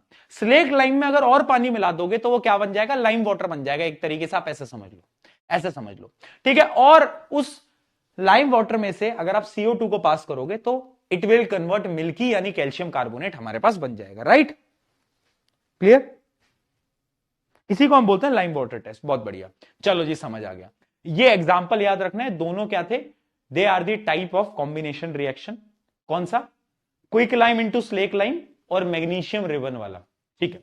अब यहां पर देखो एक्सोथर्मिक और एंडोथर्मिक रिएक्शन में ना बच्चे कंफ्यूज रहते हैं, और आजकल ना MCQ में पूछा जाता है कि ये एक्सोथर्मिक है एंडोथर्मिक है। तो तुम्हें कंफ्यूज नहीं होना है, तुम्हें पता होना चाहिए कि अगर आप किसी भी नेचुरल गैस को बर्न करा रहे हो, यानी कि बर्निंग ऑफ नेचुरल गैस, जैसे कि ये मीथेन है, इसको अगर आप ऑक्सीजन की प्रेजेंस में बर्न करते हो तो ये एक प्रकार का क्या है? एक्सोथर्मिक रिएक्शन है। क्यों? क्योंकि इसमें हीट रिलीज होती है। क्या रिलीज होती है? हीट। उसके अलावा decomposition of vegetable into compost. अगर आपने देखा हो वेजिटेबल्स होती हैं, उनको अगर आप मिट्टी में गाड़ देते हो तो उससे खाद बनती है, तो वो जो कन्वर्जन होता है ना वो भी एक्सोथर्मिक है, उससे भी हीट रिलीज होती है। क्या रिलीज होती है? हीट रिलीज होती है। याद रखना, MCQ में पूछा जा सकता है। अगला बर्निंग ऑफ मैग्नीशियम रिबन, यही मैं आपको बताना चाह रहा था कि इसमें हीट रिलीज होती है, और ये क्या है? ये एक प्रकार का एक्सोथर्मिक रिएक्शन है। हाँ, बहुत सारे बच्चे एंडो लिख रहे थे। एंडो क्यों लिख रहे थे? उन्हें लग रहा था कि भैया आग लगा रहे हैं ना, आग। क्या कर रहे हैं? क्या कर रहे हैं? क्या ग्लिच आ गया? क्या ग्लिच आ गया?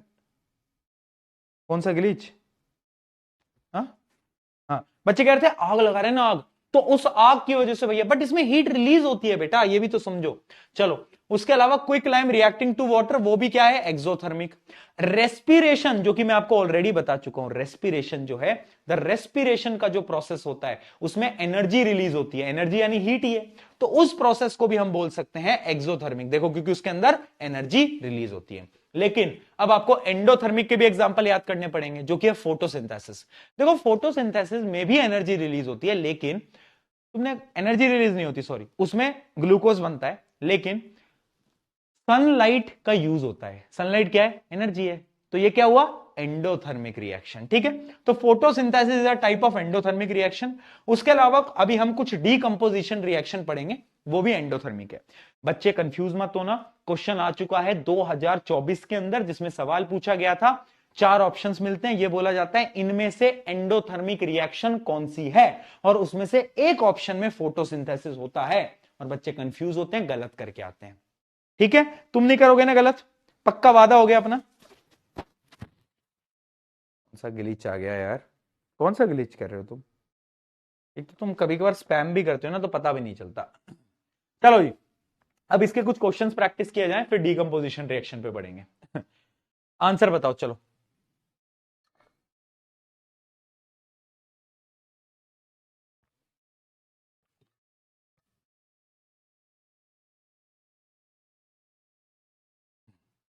तुमने नोट करा कि साल खत्म होने को आ गया यार, पर उसका रिप्लाई तो फिर भी नहीं आया ना।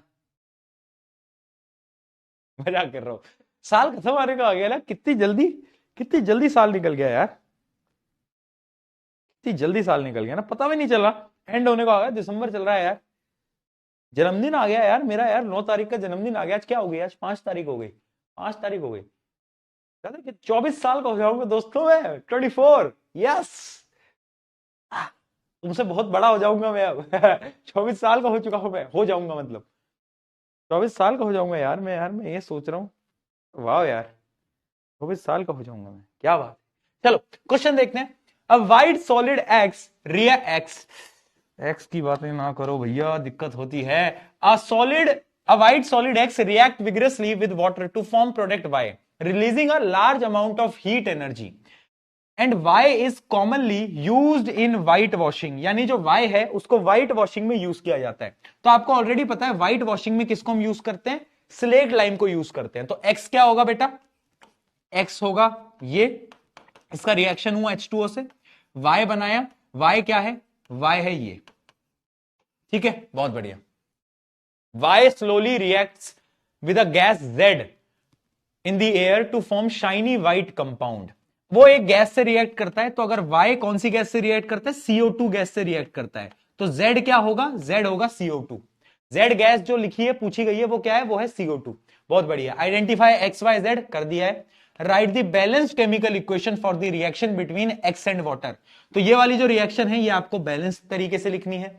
अगला, write the balanced equation of the reaction between Y and Z, Y and Z यानी ये वाली जो रिएक्शन है ना, ये वाई है और ये जेड है, इसमें जो कैल्शियम कार्बोनेट बनता है और साथ साथ में पानी बनता है, तो इसको आपको बस बैलेंस और करना है।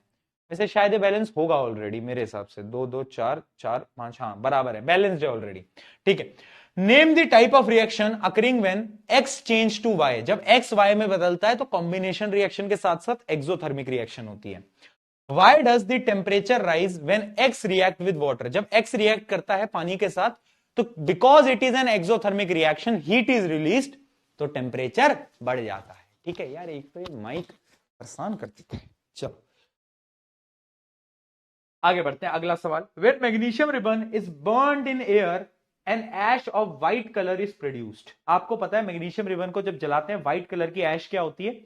ऐश से तुम्हें याद आया, वो एक पोकेमोन आता था उसमें ऐश होता था, जिसका वो पिकाचू, पिकाचू देखा है, ऐश नहीं देखा, अरे यार तुमने पुराने शोज नहीं देखे, कोई नहीं। तो मैग्नीशियम रिबन जो है उसको जलाते हैं तो एक व्हाइट कलर का पाउडर बनता है, जिसको हम क्या बोलते हैं, जिसको हम बोलते हैं मैग्नीशियम ऑक्साइड, मैग्नीशियम ऑक्साइड, ठीक है। उसकी केमिकल रिएक्शन लिखनी है, state the type of chemical reaction, combination reaction है वो, it is a type of combination reaction.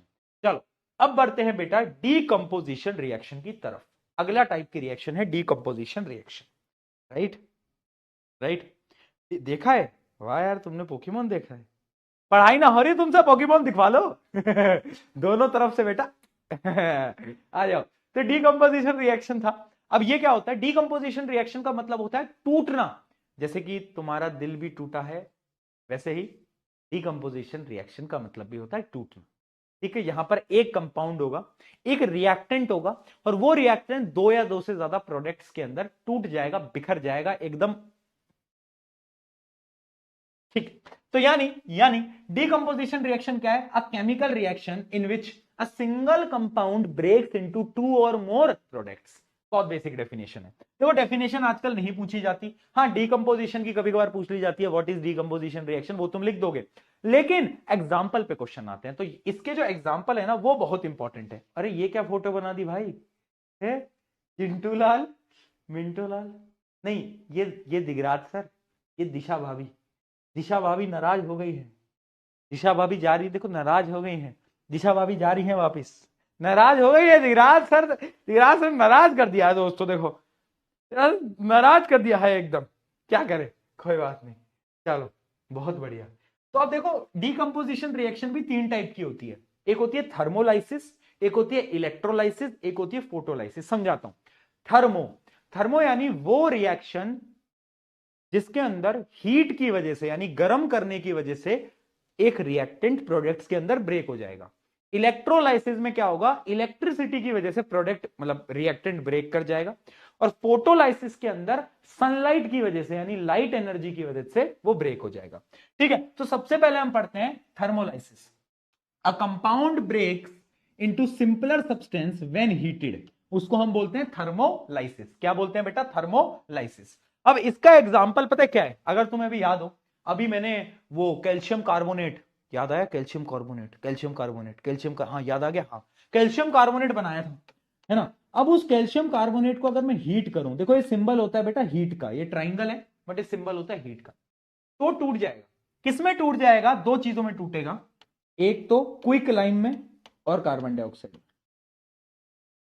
ये क्या बात समझ में आई, क्या बात समझ में आई, बहुत बढ़िया।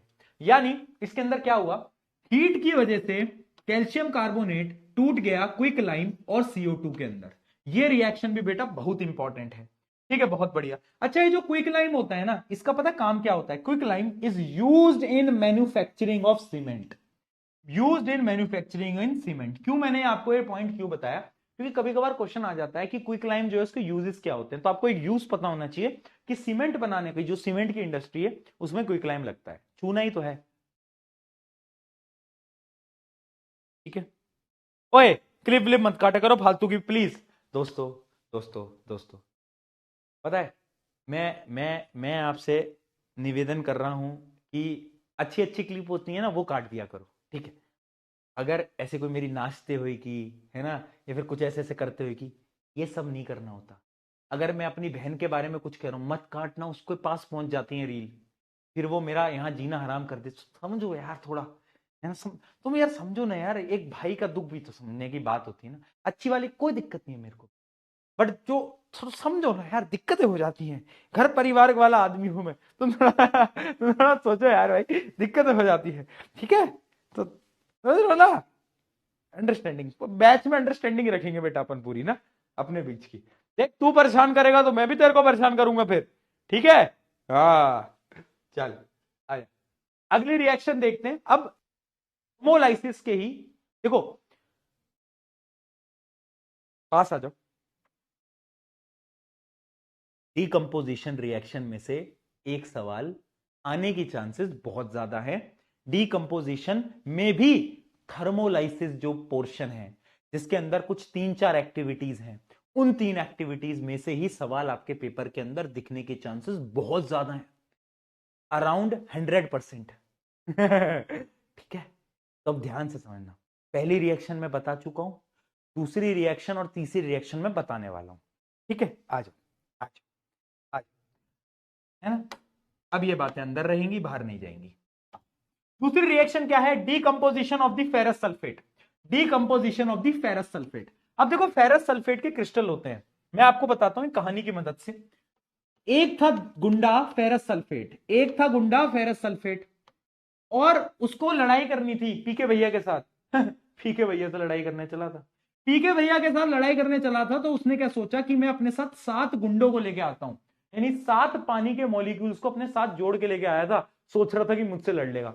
तो पहले इनका जो रंग था वो ग्रीन था, कैसा था बेटा, रंग ग्रीन था। कौन था, फेरस सल्फेट FeSO4 का क्रिस्टल मुझसे लड़ने आ रहा था, कलर क्या था, ग्रीन था, पानी को साथ लेके आ रहा था।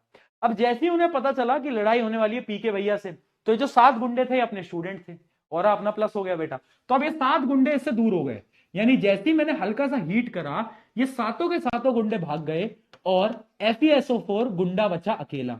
और जब इंसान अकेला पड़ जाता है तो उसका रंग कैसा हो जाता है, चेहरे का रंग उड़ जाता है, यानी वो व्हाइट हो गया बेचारा। अरे रंग उड़ गया ना उसके चेहरे का यार, लड़ने आ रहा था अपन से, है। इनको क्या पता था, है ना सिस्टम। इनको तो अब गए सारे 7 के 7 गुंडे, अकेला रह गया। अब मुझसे लड़ने आया था, तो मैंने कहा अब तो तेरे को छोड़ूंगा नहीं भाई, मैं अब नहीं छोड़ूंगा, अब तुझे और गर्म करूंगा मैं। तो मैंने क्या करा, मैंने इस FeSO4 को और गर्म करा। अभी तक इसका कलर क्या था, व्हाइट हो गया था ना, रंग उड़ गया था। और जब मार पिटाई होती है तो चेहरे का रंग कैसा हो जाता है बेटा, लाल हो जाता है, रेडिश हो जाता है, रेडिश ब्राउन हो जाता है ना। तो अब इसके साथ इसको गर्म किया मैंने, बहुत गर्म करा बेटा, तो ये टूटा, और इसने टूट के बनाया Fe2O3 ferric oxide, plus plus एक गैस बनाई SO2, और एक और गैस बनाई SO3। SO2 प्लस SO3, ये होता है सल्फर डाइऑक्साइड, ये होता है सल्फर ट्राइऑक्साइड, ये होता है फेरिक ऑक्साइड। इसका कलर होता है अराउंड रेडिश ब्राउन, क्या रेडिश ब्राउन, ब्राउन भी बोल सकते हो ना, रेडिश ब्राउन। मार मार के इसका कलर हो गया रेडिश ब्राउन। समझ ना बेटा, इससे क्या सीखने को मिला, पी के वैसे लड़ाई नहीं करनी है। दूसरी बात इससे सीखने को मिला कि देखो हुआ क्या कि जब हमने हीट करा तो ग्रीन से पहले कलर हुआ व्हाइट में, साथ के साथ गुंडे भाग गए। फिर क्या हुआ, और गर्म करा तो ये टूटा, दो गैसेस रिलीज हुई, ये दोनों की दोनों क्या है बेटा, गैस है, ये दोनों की दोनों क्या है, गैस है, और ये सॉलिड है, ये सॉलिड है। ठीक है, ये हो गया रेडिश ब्राउन। उसके अलावा ये दो गैसेज हैं SO2 SO3, इसको हम बोलते हैं sulphur dioxide sulphur trioxide.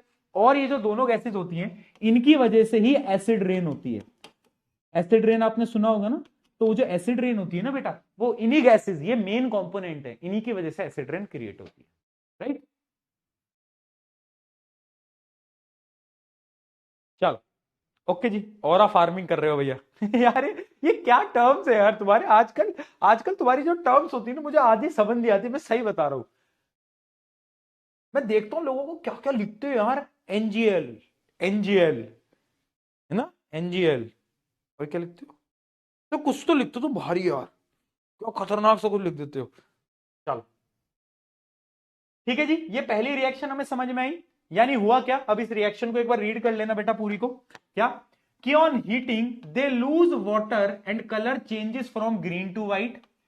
Further heating colour changes from white to reddish brown, क्योंकि फेरिक ऑक्साइड बन गया। The smell of burning sulphur is observe due to release of sulphur dioxide and sulphur trioxide. ठीक है, ये reaction है। अच्छा, ये balanced वाली रिएक्शन आप याद रखना, ये बैलेंस्ड जो रिएक्शन है ना, ये आप याद रखना। बस कुछ नहीं करना, यहां पे टू लगाना होता है, बाकी कुछ भी नहीं है। ठीक है, चलो ये तो हो गई पहली रिएक्शन। अब आती है दूसरी रिएक्शन, जो कि है लेड नाइट्रेट की। ये तुम्हें दिख रहा होगा लेड नाइट्रेट। लेड नाइट्रेट के क्या होते हैं, ये सॉलिड फॉर्म में होता है लेड नाइट्रेट। क्या है, लेड नाइट्रेट। ठीक है, अब आप ऐसे समझो, लेड नाइट्रेट में एक बार आपको बता देता हूं। लेड नाइट्रेट, ये वाली रिएक्शन वैसे अभी आपको बताई भी थी बैलेंसिंग के दौरान। इसको जब मैं हीट करता हूं ना, तो ये क्या बनाता है, पहले तो ये बनाता है लेड ऑक्साइड, फिर ये बनाता है एक गैस नाइट्रोजन डाइऑक्साइड, और एक और गैस बनाता है ऑक्सीजन। ठीक है, lead nitrate, lead oxide, nitrogen dioxide, oxygen. अच्छा, ये जो नाइट्रोजन डाइऑक्साइड है ना, इसकी बड़ी खासियत है, ये होता है ब्राउन कलर का, ये होता है ब्राउन कलर का। यानी जो गैस होती है ना, जैसी रिएक्शन होती है तो ऐसे ऐसे धुआं निकलता है ब्राउन कलर का, तो तुम देखते ही बता दोगे ये तो नाइट्रोजन डाइऑक्साइड है, देखते ही बता दोगे, ये ब्राउन फ्यूम्स में आता है, ब्राउन फ्यूम्स। ठीक है, ये जो तुम्हें दिख रहा है लेड ऑक्साइड, इसका कलर राउंड येलो होता है। कैसा होता है, येलो येलो, डर्टी फेलो ठीक है, ये येलो होता है। ठीक है, तो हमने क्या करा, लेड नाइट्रेट को हीट करा तो उसका कलर बदल गया येलो में, ब्राउन कलर की गैस निकली। और ऑक्सीजन भैया को तो तुम जानती हो, ये तो हर जगह है। इसको हम बोलते हैं क्या, decomposition of lead nitrate, decomposition of lead nitrate. ठीक है, तो याद रखना, it decomposes to yellow lead monoxide, yellow lead monoxide. अच्छा, मैंने येलो डाई, मैंने लेड ऑक्साइड ही तो बताया, हाँ लेड ऑक्साइड ही बताया। Yellow lead monoxide, brown nitrogen dioxide fumes and oxygen gas. तो इसकी जो बैलेंस्ड इक्वेशन है ये आपको यहां पे याद करनी है। ठीक है, अब बच्चे पूछेंगे भैया लेड नाइट्रेट का कलर क्या होता है, लेड नाइट्रेट का कलर कुछ नहीं होता, व्हाइट होता है, तो कलरलेस भी आप बोल सकते हो। राइट, बताओ।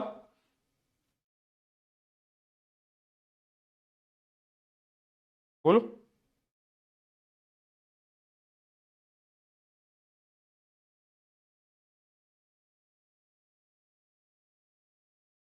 चल, एनजीएल भैया, यू टीच इज वेल, वाह बेटा, बिल्कुल ही जैन जी बन रहे हो, Jain ji, oh my God. चलो, तो ये दो प्रकार की जो रिएक्शन थी ना, एक ये है, याद रखना ये है ना, कलर याद रखना। दूसरी ये थी, ये भी इंपॉर्टेंट है, ये भी आपको याद रखना पड़ेगा। अब यहां से सवाल कैसे आते हैं वो मैं आपको सवाल बता देता हूं, जरा एक बार एपीएल खेल ली जाए, एपीएल खेल ली जाए। बताना, the emission of the brown fume, बताओ। मैं क्यों पढ़ूं क्वेश्चन, क्वेश्चन तुम पढ़ोगे, मैं तो ऑप्शंस दूंगा और पोल दूंगा। छुट्टी कर दो, क्यों भाई।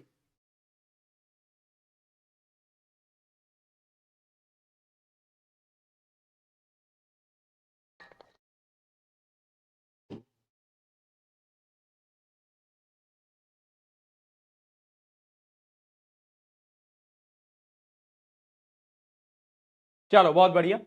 क्या बोला है कि जो ब्राउन फ्यूम्स आती हैं रिएक्शन में लेड नाइट्रेट के डीकंपोजिशन में, वो किसकी वजह से आता है? तो आपको साफ पता है, ऑप्शन आएगा A, thermal decomposition of lead nitrate which produces brown fumes of nitrogen dioxide. तो the answer should be A, ना कि बी मूर्खो। बी नहीं है यार, कैसी बातें कर रहे हो यार, डीकंपोजिशन हो रहा है ना। ठीक है जी, अगला क्वेश्चन, ये तो एमसीक्यू नहीं है, पढ़ो इसको। देखो कितनी बार पूछा गया है सवाल ना। When a solution of potassium iodide is added to the solution of lead nitrate a yellow precipitate. अरे यार ये वाला क्वेश्चन यहां क्यों डाल दिया? ये अभी मत करो बेटा, ये आगे का क्वेश्चन है, ये आगे का क्वेश्चन है, ये अभी हम डिस्प्लेसमेंट रिएक्शन पढ़ेंगे, वहां का क्वेश्चन है। चलो अगला क्वेश्चन देखते हैं। A green compound A is heated strongly, it forms a brown solid B and two gases C and D. अब देखो ऐसे आते हैं क्वेश्चन, ये A B C D X Y Z, confuse होते हैं बच्चे।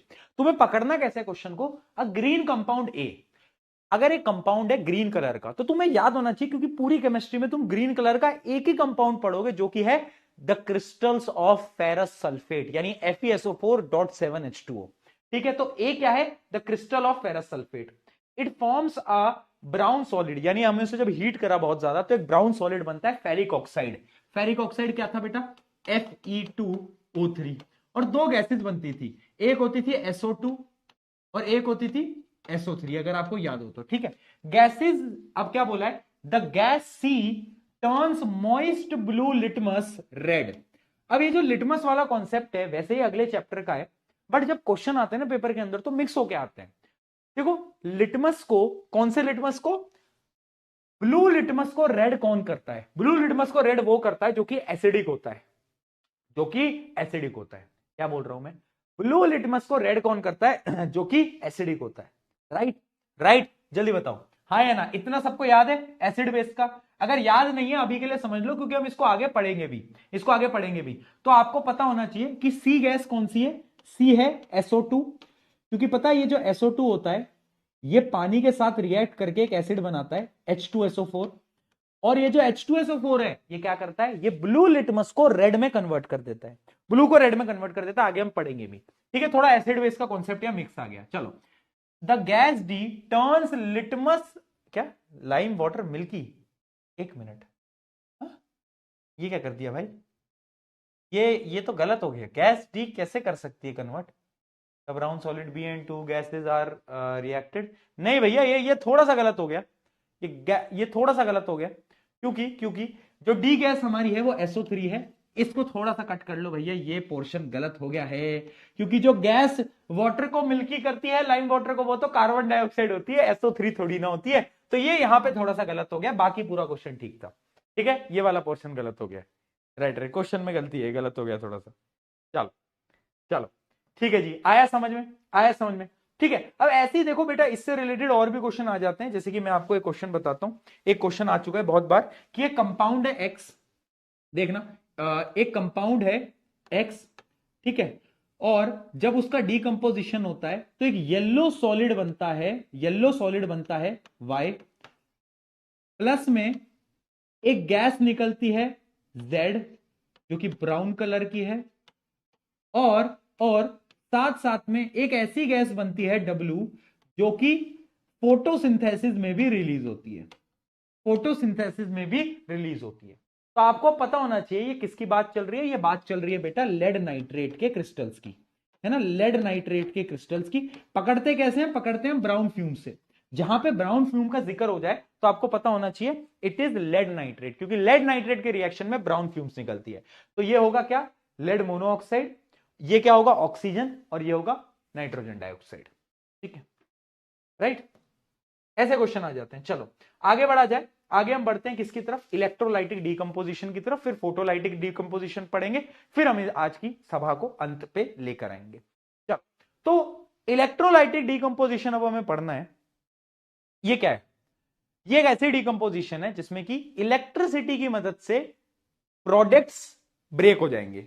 देखते, a electric current is used to decompose or break down compound into the constituent element, है ना। इलेक्ट्रिसिटी की मदद से हम क्या करेंगे? ब्रेक डाउन करेंगे। इसका एग्जांपल है, इसकी एक एक्टिविटी है ये वाली एक्टिविटी। इसमें हम क्या करते हैं? पानी को लेते हैं, ठीक है, पानी लिया हमने, देखो पानी को एक बीकर में लिया, पानी में सबसे पहले हमने कुछ एसिड मिलाई, एसिड मिलाते हैं हम, H2SO4 मिलाते हैं, है ना, कुछ एसिड को हम ऐड करते हैं, H2SO4 या HCl। क्यों ऐड करते हैं उसके बारे में आगे जवाब दूंगा। फिर हम क्या करते हैं बेटा, दो रॉड लेते हैं, एक होती है कैथोड और एक होती है एनोड। एक होती है कैथोड, ये होती है एनोड, ठीक है, ये मान लो एनोड है, ये है कैथोड, ठीक है। फिर बैटरी से कनेक्ट कर देते हैं। अब बैटरी में क्या होगा, बिजली पास होगी, और जब भी पानी में से जब बिजली पास करी जाएगी, इलेक्ट्रिसिटी पास होगी, तो वो कन्वर्ट हो जाएगा दो गैसेस के अंदर, एक हाइड्रोजन गैस, एक ऑक्सीजन गैस, दो गैसेस में कन्वर्ट होता है। ये सबको पता है, ये तो सबको पता है, ऐसा तो कोई नहीं है किसी को नहीं पता ये। हाँ हाँ ठीक है, सबको पता है भैया। बट सवाल ये आता है कौन सी गैस कहां बनेगी, कौन सी गैस कहां बनेगी। तो इसकी एक ट्रिक है बेटा, मतलब कौन सी गैस हाइड्रोजन कैथोड पे बनेगी या फिर ऑक्सीजन एनोड पे बनेगी, कैसे याद होगा। तो इसकी एक ट्रिक होती है जो कि मैं आपको बोलता हूं, चल हट ओए जब भी तुम्हारा दोस्त आता है उसको तुम क्या, चल हट ओए, चल हट ओए, चल हट ओए, चल हट ओए। यानी कैथोड पे बनता है हाइड्रोजन और ऑक्सीजन बनता है एनोड पे। कैथोड पे बनता है हाइड्रोजन, ऑक्सीजन पे बनता है, हाँ ऑक्सीजन कहां बनता है, एनोड पे। चल हट ओए, चल हट ओए, ठीक है जी, है ना। कोई भी पर अपने टीचर के सामने मत बोल देना, स्कूल में पूछ ले तुमसे कि हाइड्रोजन गैस कहां बनती है और तुम बोल दो चल हट ओए, बेटा बेटा ऐसा हाल करेंगी तुम्हारी मैडम तुम्हारा कि तुम तुम नहीं कर पाओगे, ठीक है। तो चल हट वैसे आप याद कर सकते हो। तो आप देख सकते हो ये जो है, ये है कैथोड और ये है एनोड। तो क्या हुआ कि कैथोड पे बन गई हाइड्रोजन, एनोड पे बन गई ऑक्सीजन, ठीक है, इतना हमें याद हो गया। अब यहां पर एक और चीज है, पता है आपको, देखो यहां पे कितनी ज्यादा गैस बनी है, यानी जो हाइड्रोजन की गैस है वो डबल है एज कंपेयर टू ऑक्सीजन की गैस। अगर मैं आपको रेशियो बताऊं, वॉल्यूम का रेशियो बताऊं, तो वो होता है 2:1। यानी हाइड्रोजन और ऑक्सीजन गैस का जो रेशियो होता है वो होता है 2:1। यानी हाइड्रोजन गैस डबल बनती है ऑक्सीजन के। अब पेपर में सवाल आता है ऐसा क्यों, ऐसा क्यों होता है, क्या कोई बताएगा ऐसा क्यों होता है। ऐसा इसलिए होता है बेटा, ऐसा इसलिए होता है क्योंकि जब आप इस इक्वेशन को बैलेंस करोगे तो यहां पे 2 लगाओगे और यहां पे भी 2 लगाओगे, तो आपको साफ दिखेगा कि जो हाइड्रोजन गैस बन रही है वो ऑक्सीजन के कंपैरिजन में डबल बन रही है, क्योंकि यहां पे 2 आ रहा है। हाँ कि ना, हाँ कि ना। जैसे ही बैलेंस करा यहां पर क्या आ गया, कोफिशिएंट क्या आ गए, 2 आ गए, इसका कोफिशिएंट 1 है, यानी हाइड्रोजन गैस डबल बन रही है एज कंपेयर टू ऑक्सीजन। ठीक है भैया, इतना समझ आ गया। अच्छा भैया ये और बताओ कि हमने शुरू में पानी में वो एसिड क्यों मिलाई थी, हमने ऐड क्यों करी थी एसिड। तो एसिड हमने बेटा इसलिए ऐड करी थी, क्या होता है जो डिस्टिल्ड वाटर होता है, प्योरीफाइड वाटर होता है, that can not conduct electricity, बिजली को वो पास नहीं करा सकता, दैट कैन नॉट कंडक्ट बेटा क्या, इलेक्ट्रिसिटी। तो कैसे पास होगा, हम उसमें एसिड मिलाते हैं। एसिड क्या करता है, इलेक्ट्रिसिटी कंडक्टिविटी को इंक्रीज करता है, यानी बिजली पास हो पाती है। तो उस इलेक्ट्रिक कंडक्टिविटी को इंक्रीज करने के लिए हम एसिड को ऐड करते हैं इन वाटर, ताकि बिजली इसमें से पास कर पाए। राइट राइट, चलो जी बहुत बढ़िया। आई होप ये आपको समझ आ गया होगा, आप पढ़ सकते हो आप कि जब volume of gas at cathode, cathode पे क्या बनता है हाइड्रोजन, एनोड पे क्या बनता है बोलो ऑक्सीजन, ठीक है। उसके अलावा रेशियो, इसका आपको रेशियो याद होना चाहिए, रेशियो क्या होता है 2:1। ये है द रेशियो ऑफ वॉल्यूम, किसका, वॉल्यूम का। देखो वॉल्यूम, हाइड्रोजन की वॉल्यूम डबल है ऑक्सीजन के कंपैरिजन में। पता है पिछले साल नहीं 2025 में ही क्वेश्चन आया था, the ratio of mass, the ratio of mass. अब इसका आंसर क्या होगा, तुम्हें क्या लगता है बताओ। वॉल्यूम का रेशियो तो 2:1 है, हाइड्रोजन गैस और ऑक्सीजन गैस का, लेकिन तुम्हें क्या लगता है, तुम्हें क्या लगता है कि क्या रेशियो होगा मास का। तो तुम्हें कुछ नहीं करना था, यहां पर तुम्हें पता है हाइड्रोजन का मास होगा 2, क्योंकि यहां पे 2 हाइड्रोजन है, और ऑक्सीजन का मास होता है 2, ऑक्सीजन का मास होता है 32, यानी 32। तो इसको तुम डिवाइड करोगे, इसको तुम डिवाइड करोगे तो ये आएगा 1:16। लेकिन तुम्हें एक चीज याद रखनी है कि यहां पर हाइड्रोजन तो जो थे वो डबल हाइड्रोजन बने थे, 2 हाइड्रोजन बने थे, अगर तुम्हें याद हो तो, है ना, 2 था। तो इसको 2 से और मल्टीप्लाई करो, तो इसको और डिवाइड करोगे तो ये आएगा 1:8। तो ये रेशियो याद करके जाना, बाय मास रेशियो होता है 1:8, बाय वॉल्यूम रेशियो होता है 2:1। समझे, वॉल्यूम 2:1 है, अगर मैं मास का कैलकुलेशन करूंगा तो 1:8 होता है। इतना याद रहना चाहिए, 2025 के सीबीएसई के अंदर ये पूछा गया था। इस साल आने की चांसेस कम है, क्योंकि जो क्वेश्चन एक साल पे आता है वो नेक्स्ट ईयर पे नहीं रिपीट होता, वो अल्टरनेटिव ईयर्स पे रिपीट। अब सारी चीजें बता दूं क्या तुमको? आयो, आगे बढ़ते हैं। ठीक है, तो ये एक दो क्वेश्चन है। Why do we use acid drops in water? Pure water is poor conductor, तो अगर हमें कंडक्टिविटी को बढ़ाना है तो हमें एसिड को डालना पड़ेगा। ठीक है जी, बहुत बढ़िया। अच्छा, इसके अंदर ना क्या रिलीज हुई, कौन सी गैस रिलीज हुई? हाइड्रोजन रिलीज हुई। क्या हाइड्रोजन गैस का भी कोई साउंड है, मतलब कोई टेस्ट है? हाइड्रोजन गैस को क्या हम टेस्ट कर सकते हैं? तो मैंने बोला हाँ, जैसे कार्बन डाइऑक्साइड का एक टेस्ट था लाइम वाटर टेस्ट, वैसे ही इसका एक टेस्ट होता है जो कि है pop sound test. Pop pop pop pop pop pop pop sound test. यानी अगर आप एक बर्निंग कैंडल को हाइड्रोजन गैस के पास लेके जाओगे, बर्निंग कैंडल को हाइड्रोजन गैस के पास लेके जाओगे, तो हाइड्रोजन गैस जो है वो साउंड क्रिएट करेगा, पॉप पॉप पॉप, यानी फटने लगेगा, साउंड्स क्रिएट करने लगेगा, और उसी को हम बोलते हैं क्या? Pop sound test. क्या बोलते हैं? Pop sound test. ठीक है, क्या होता है? Near hydrogen gas a popping sound is heard and a candle goes out.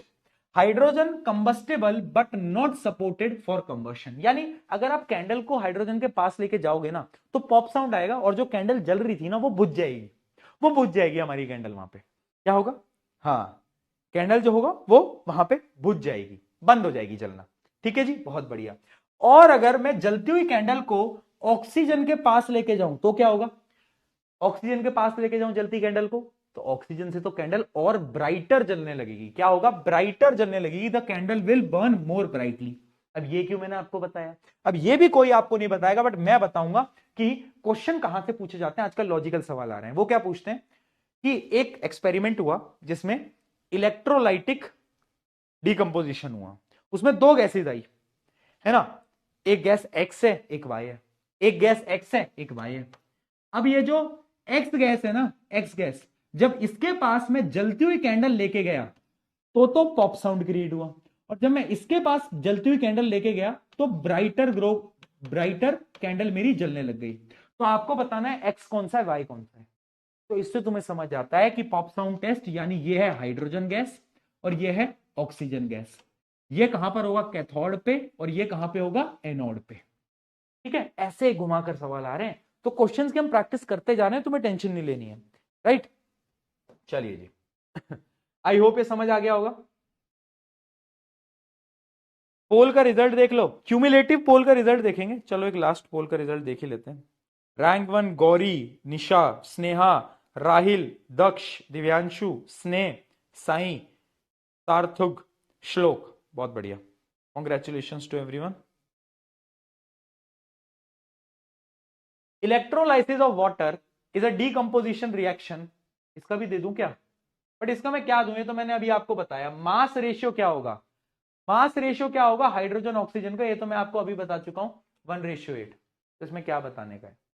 अगला question, name the process depicted in a diagram. ये डायग्राम से क्या समझ आ रहा है तुम्हें? इसको थोड़ा जूम कर दूं, समझ आ रहा है? Electrolytic decomposition. ठीक है, right the composition of the gases collected at anode and at cathode. Anode पे गैस होती है ऑक्सीजन, कैथोड पे गैस होती है कौन सी? हाइड्रोजन। ठीक है जी।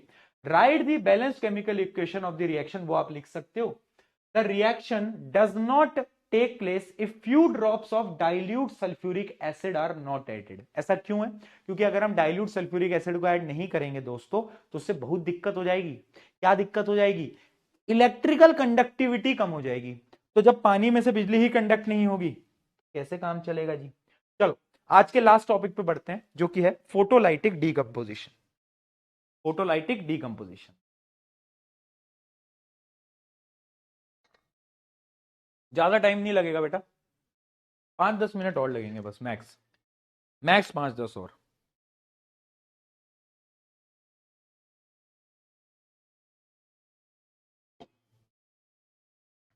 चलो, फोटोलाइटिक डीकंपोजिशन रिएक्शन। अभी हमने पढ़ा थर्मल, हमने पढ़ा इलेक्ट्रोलाइटिक, ये फोटोलाइटिक। यानी सनलाइट की मदद से क्या होगा, जो रिएक्टेंट होगा वो प्रोडक्ट्स के अंदर डिवाइड हो जाएगा। डायरेक्टली आते हैं एग्जाम्पल पे, क्योंकि एग्जाम्पल से ही क्वेश्चन आते हैं, डेफिनेशन तो कोई पूछ नहीं रहा है। तो एग्जाम्पल क्या है? एक है फोटोलाइसिस ऑफ सिल्वर क्लोराइड। एक कंपाउंड होता है सिल्वर क्लोराइड, उसका रंग होता है व्हाइट, व्हाइट कलर। ठीक है, एजीसीएल, एजीसीएल। अब जैसी इस एजीसीएल को, पता है एक जादू, जादू, वो तुमने एक जादूगर देखा है यार? हम कुछ दिन पहले भोपाल गए थे ना, नेक्स्ट टॉपर डेज था जब अपना, तो हम भोपाल में थे। तो भाई मुझे फेमस जादूगर की गाड़ी दिख गई। कौन फेमस जादूगर? जादूगर प्रिंस प्रिंस प्रिंस प्रिंस, देखा तुमने? एक जादूगर है बहुत पॉपुलर, जादूगर प्रिंस प्रिंस प्रिंस प्रिंस नहीं देखा? आई है एक जादूगर प्रिंस, है ना? तो ये जादूगर प्रिंस लोग पता है कैसे पागल बनाते हैं, मैं बताता हूँ। पागल नहीं, ये भी ट्रिक है, लोगों को नहीं पता, बट अपन तो साइंस वाले, अपन को पता है। क्या ट्रिक है कि तुम व्हाइट कलर का एक पाउडर लो, उस व्हाइट कलर के पाउडर को थोड़ी देर बाहर रखो, उसका कलर व्हाइट से बदल के ग्रे हो जाएगा। तो लोग हो बट अपन को शॉक नहीं होना है, क्योंकि वो है फोटोलाइटिक डीकंपोजिशन रिएक्शन। ये जो सिल्वर क्लोराइड होता है, इसका कलर व्हाइट होता है। अगर आप सनलाइट में रखोगे तो ये टूट जाएगा। किसमें? सिल्वर और क्लोरीन गैस में। अब क्लोरीन गैस तो उड़ जाती है, क्योंकि गैस है, गैस तो उड़ जाएगी। बचता क्या है? सिल्वर। और सिल्वर का कलर तुम्हें पता ही है, सिल्वर का कलर होता है ग्रे। सिल्वर का कलर होता है क्या बेटा? ग्रे। राइट? राइट? ठीक है जी, ठीक है जी, बहुत बढ़िया, है ना? तो ये एक रिएक्शन है। व्हाइट किस में कन्वर्ट हो गया? ग्रे में। सनलाइट की वजह से क्लोरीन गैस हवा में उड़ गई। उसके अलावा एक और है, एक और कंपाउंड है, सिल्वर ब्रोमाइड, AgBr। अब ये जो AgBr होता है ना, इसका कलर याद रखना बस, क्योंकि सिल्वर क्लोराइड का कलर व्हाइट था, इसका कलर जो होता है वो येलो होता है। कैसा होता है? येलो। और जब आप इसको सनलाइट में रखते हो तो सेम प्रोसेस होता है, Ag प्लस Br2, ये तो उड़ जाती है ब्रोमीन गैस। और Ag का कलर क्या होता है बताओ? ग्रे होता है। तो यहां पर भी ग्रे कलर हो जाता है, यानी येलो से देखो ग्रे के अंदर कन्वर्ट हो गया। येलो से ग्रे के अंदर क्या हो गया दोस्तों? कन्वर्ट हो गया। तो यही है बस, यही चीजें हैं, यही है यही क्वेश्चन में घुमा घुमा के पूछ लेते हैं। राइट? समझ आया दोस्तों? अगर समझ आया तो चैट में जरा पीके डाल दोगे। अगर समझ आया तो चैट में पीके डाल दोगे। बस ये वही है, एनसीईआरटी की दो एक्टिविटीज है जो कि मैं आपको बता चुका हूं। याद रखना, याद रखना कि एक है AgCl सिल्वर क्लोराइड, एक है सिल्वर ब्रोमाइड। दोनों में एक से व्हाइट में ग्रे में कन्वर्ट होता है, एक में येलो से ग्रे में कन्वर्ट होता है। बस रिएक्शन दोनों सेम ही है। ठीक है जी, चलो बहुत बढ़िया। अब सवाल क्या आता है? सवाल आता है, ये तुम मूर्ख बालक बालिका हो, ये मुझसे पूछ रहे हो, are all decomposition reaction endothermic? क्या सारी डीकंपोजिशन रिएक्शन एंडोथर्मिक है? तो मैं उसको बोलूंगा कि yes, most of the reactions are, जितनी भी डीकंपोजिशन है ना, वो होती हैं एंडोथर्मिक। क्यों? क्योंकि उसमें हीट देनी पड़ती है, या तो सनलाइट देनी पड़ती है, या तो बिजली देनी पड़ती है, तो एनर्जी देनी पड़ेगी। बिना एनर्जी के कंपाउंड्स नहीं टूटते ना यार। अगर तुम्हें कंपाउंड्स को, देखो रिश्ता अगर तोड़ना है तो आग तो लगानी पड़ेगी। अब इससे मोटिवेटेड होके अपने दोस्त का रिश्ता मत तोड़ना, ठीक है? बद्दुआ लगेगी तुम्हें उस दोस्त की, है ना? बद्दुआ लगेगी तुम्हें उस दोस्त की। नहीं, दोस्त का रिश्ता नहीं तोड़ेंगे। चलो जी, कुछ क्वेश्चन देखते हैं, कुछ क्वेश्चन देखते हैं। आ जाइए। Why is AgCl stored in dark color bottle? अब देखो लॉजिकल क्वेश्चन है कि सिल्वर क्लोराइड को क्यों रखा जाता है बॉटल में? क्योंकि अगर सिल्वर क्लोराइड सनलाइट की प्रेजेंस में आया तो वो तो टूट जाएगा, वो तो टूट जाएगा भैया। वो बोलेगा कि भैया मैं चला, मैं तो टूट गया हूं, मैं टूट गया हूं सिल्वर के अंदर, और क्लोरीन गैस चली गई है मुझसे दूर। तो इस वजह से उसको डार्क बॉटल्स में रखा जाता है ना, to prevent it from decomposition. उसके अलावा एक केस बेस्ड क्वेश्चन देख लेते हैं। डिफाइन डीकंपोजिशन रिएक्शन, सबसे पहले तो तुम डिफाइन कर दोगे। How can we say that electrolysis of water and blackening of silver bromide when exposed to sunlight are decomposition reaction? अच्छा, क्या बोल रहा है कि इलेक्ट्रोलाइसिस ऑफ वाटर और ये जो सिल्वर ब्रोमाइड है ना, जिसका कलर ग्रे हो गया, इन दोनों को हम कैसे बोल सकते हैं कि दे आर डीकंपोजिशन रिएक्शन? तो इस आंसर को देने के लिए आपको कुछ नहीं करना था, दोनों की रिएक्शन लिखनी थी, और लिखना था कि in both the reaction one reactant is broken down into क्या? Two products. तो जब भी ऐसे एक रिएक्टेंट दो प्रोडक्ट में टूट जाता है तो हम उसको क्या बोलते हैं? उसको हम बोलते हैं डीकंपोजिशन रिएक्शन। ठीक है जी, बहुत बढ़िया। कैल्शियम ऑक्साइड, ये क्या है? ये कौन सा आ गया? Mention the type of energy involve in each case. ये अगला क्वेश्चन आ गया, mention the type of energy involve in each case. The type of reaction in which calcium oxide is formed, calcium hydroxide is formed are opposite reaction। ये question किसने लिखा है भाई यार? ये बोर्ड का क्वेश्चन है, बट ये इतना गलत तरीके से क्यों लिखा है? मुझे लग रहा है इसमें मिस प्रिंट है। क्वेश्चन में कहना कुछ और चाह रहे हैं, लिख दिया कुछ भी है। क्वेश्चन में क्या कहना चाह रहा है? आपको दो रिएक्शन दिए और आपको ये बताना है कि इन दोनों रिएक्शन में क्या डिफरेंस है। एक रिएक्शन है the formation of quicklime, and दूसरी है the formation of calcium hydroxide. इन दोनों में क्या डिफरेंस है? अगर तुम्हें याद हो ये कैसे बनता था, ये बनता था इस प्रकार से, याद है? और ये क्या था? Exothermic reaction. अच्छा ये कैसे बनता था? अगर तुम्हें याद हो, first reaction of decomposition, heat करते थे और ये बन जाता था, साथ साथ में गैस बन जाती थी। यानी ये तो जब बना, ये जब बना तो एक टाइप का एंडोथर्मिक रिएक्शन था, और जब इससे ये बना तो ये एक्सोथर्मिक रिएक्शन था। तो ये डिफरेंस पूछ रहा था, इन दोनों में डिफरेंस क्या था? तो तुम्हें बताना था एक एंडोथर्मिक है, एक एक्सोथर्मिक है, बस बस इतना पूछना था। राइट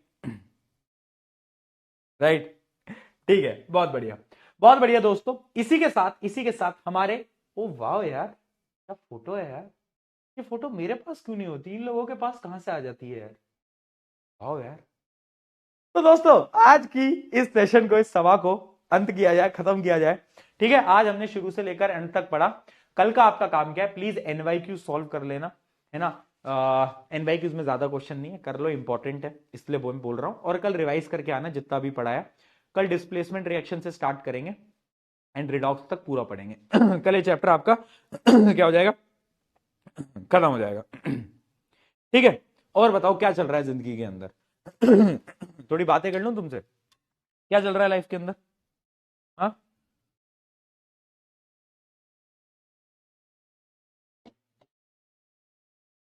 देखो बेटा, कोई बात नहीं ना, बच्चे लिख रहे हैं भैया स्ट्रेस हो रही है, टेंशन हो रही है, एंग्जाइटी हो रही है, कोई दिक्कत नहीं है दोस्तों, चलता रहता है, लाइफ है, लाइफ है, प्रॉब्लम्स आती रहती हैं। कल भी मैंने बोला था ना, it is life, problems will come, आप कर लोगे यार, ठीक है।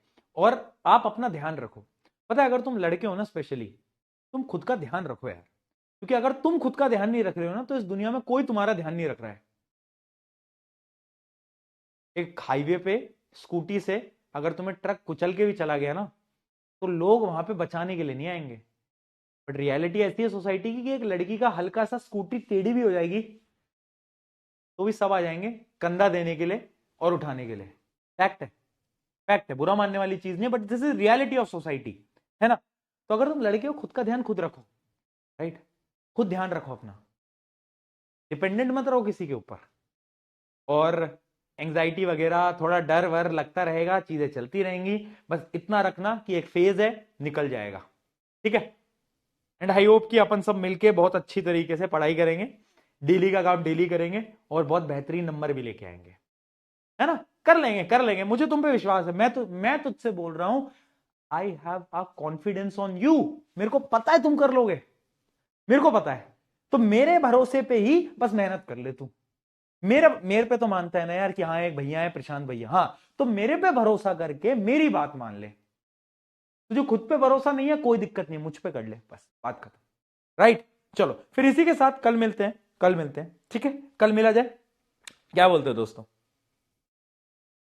चलो कल मिलते हैं, जब तक के लिए रिवाइज कर लेना, मिलते हैं, love you all, love you all, बहुत सारा प्यार, बहुत सारा प्यार, take care, bye bye, see you same time same जगह, सेम टाइम सेम जगह, चला जा बहुत मारूंगा। Bye bye.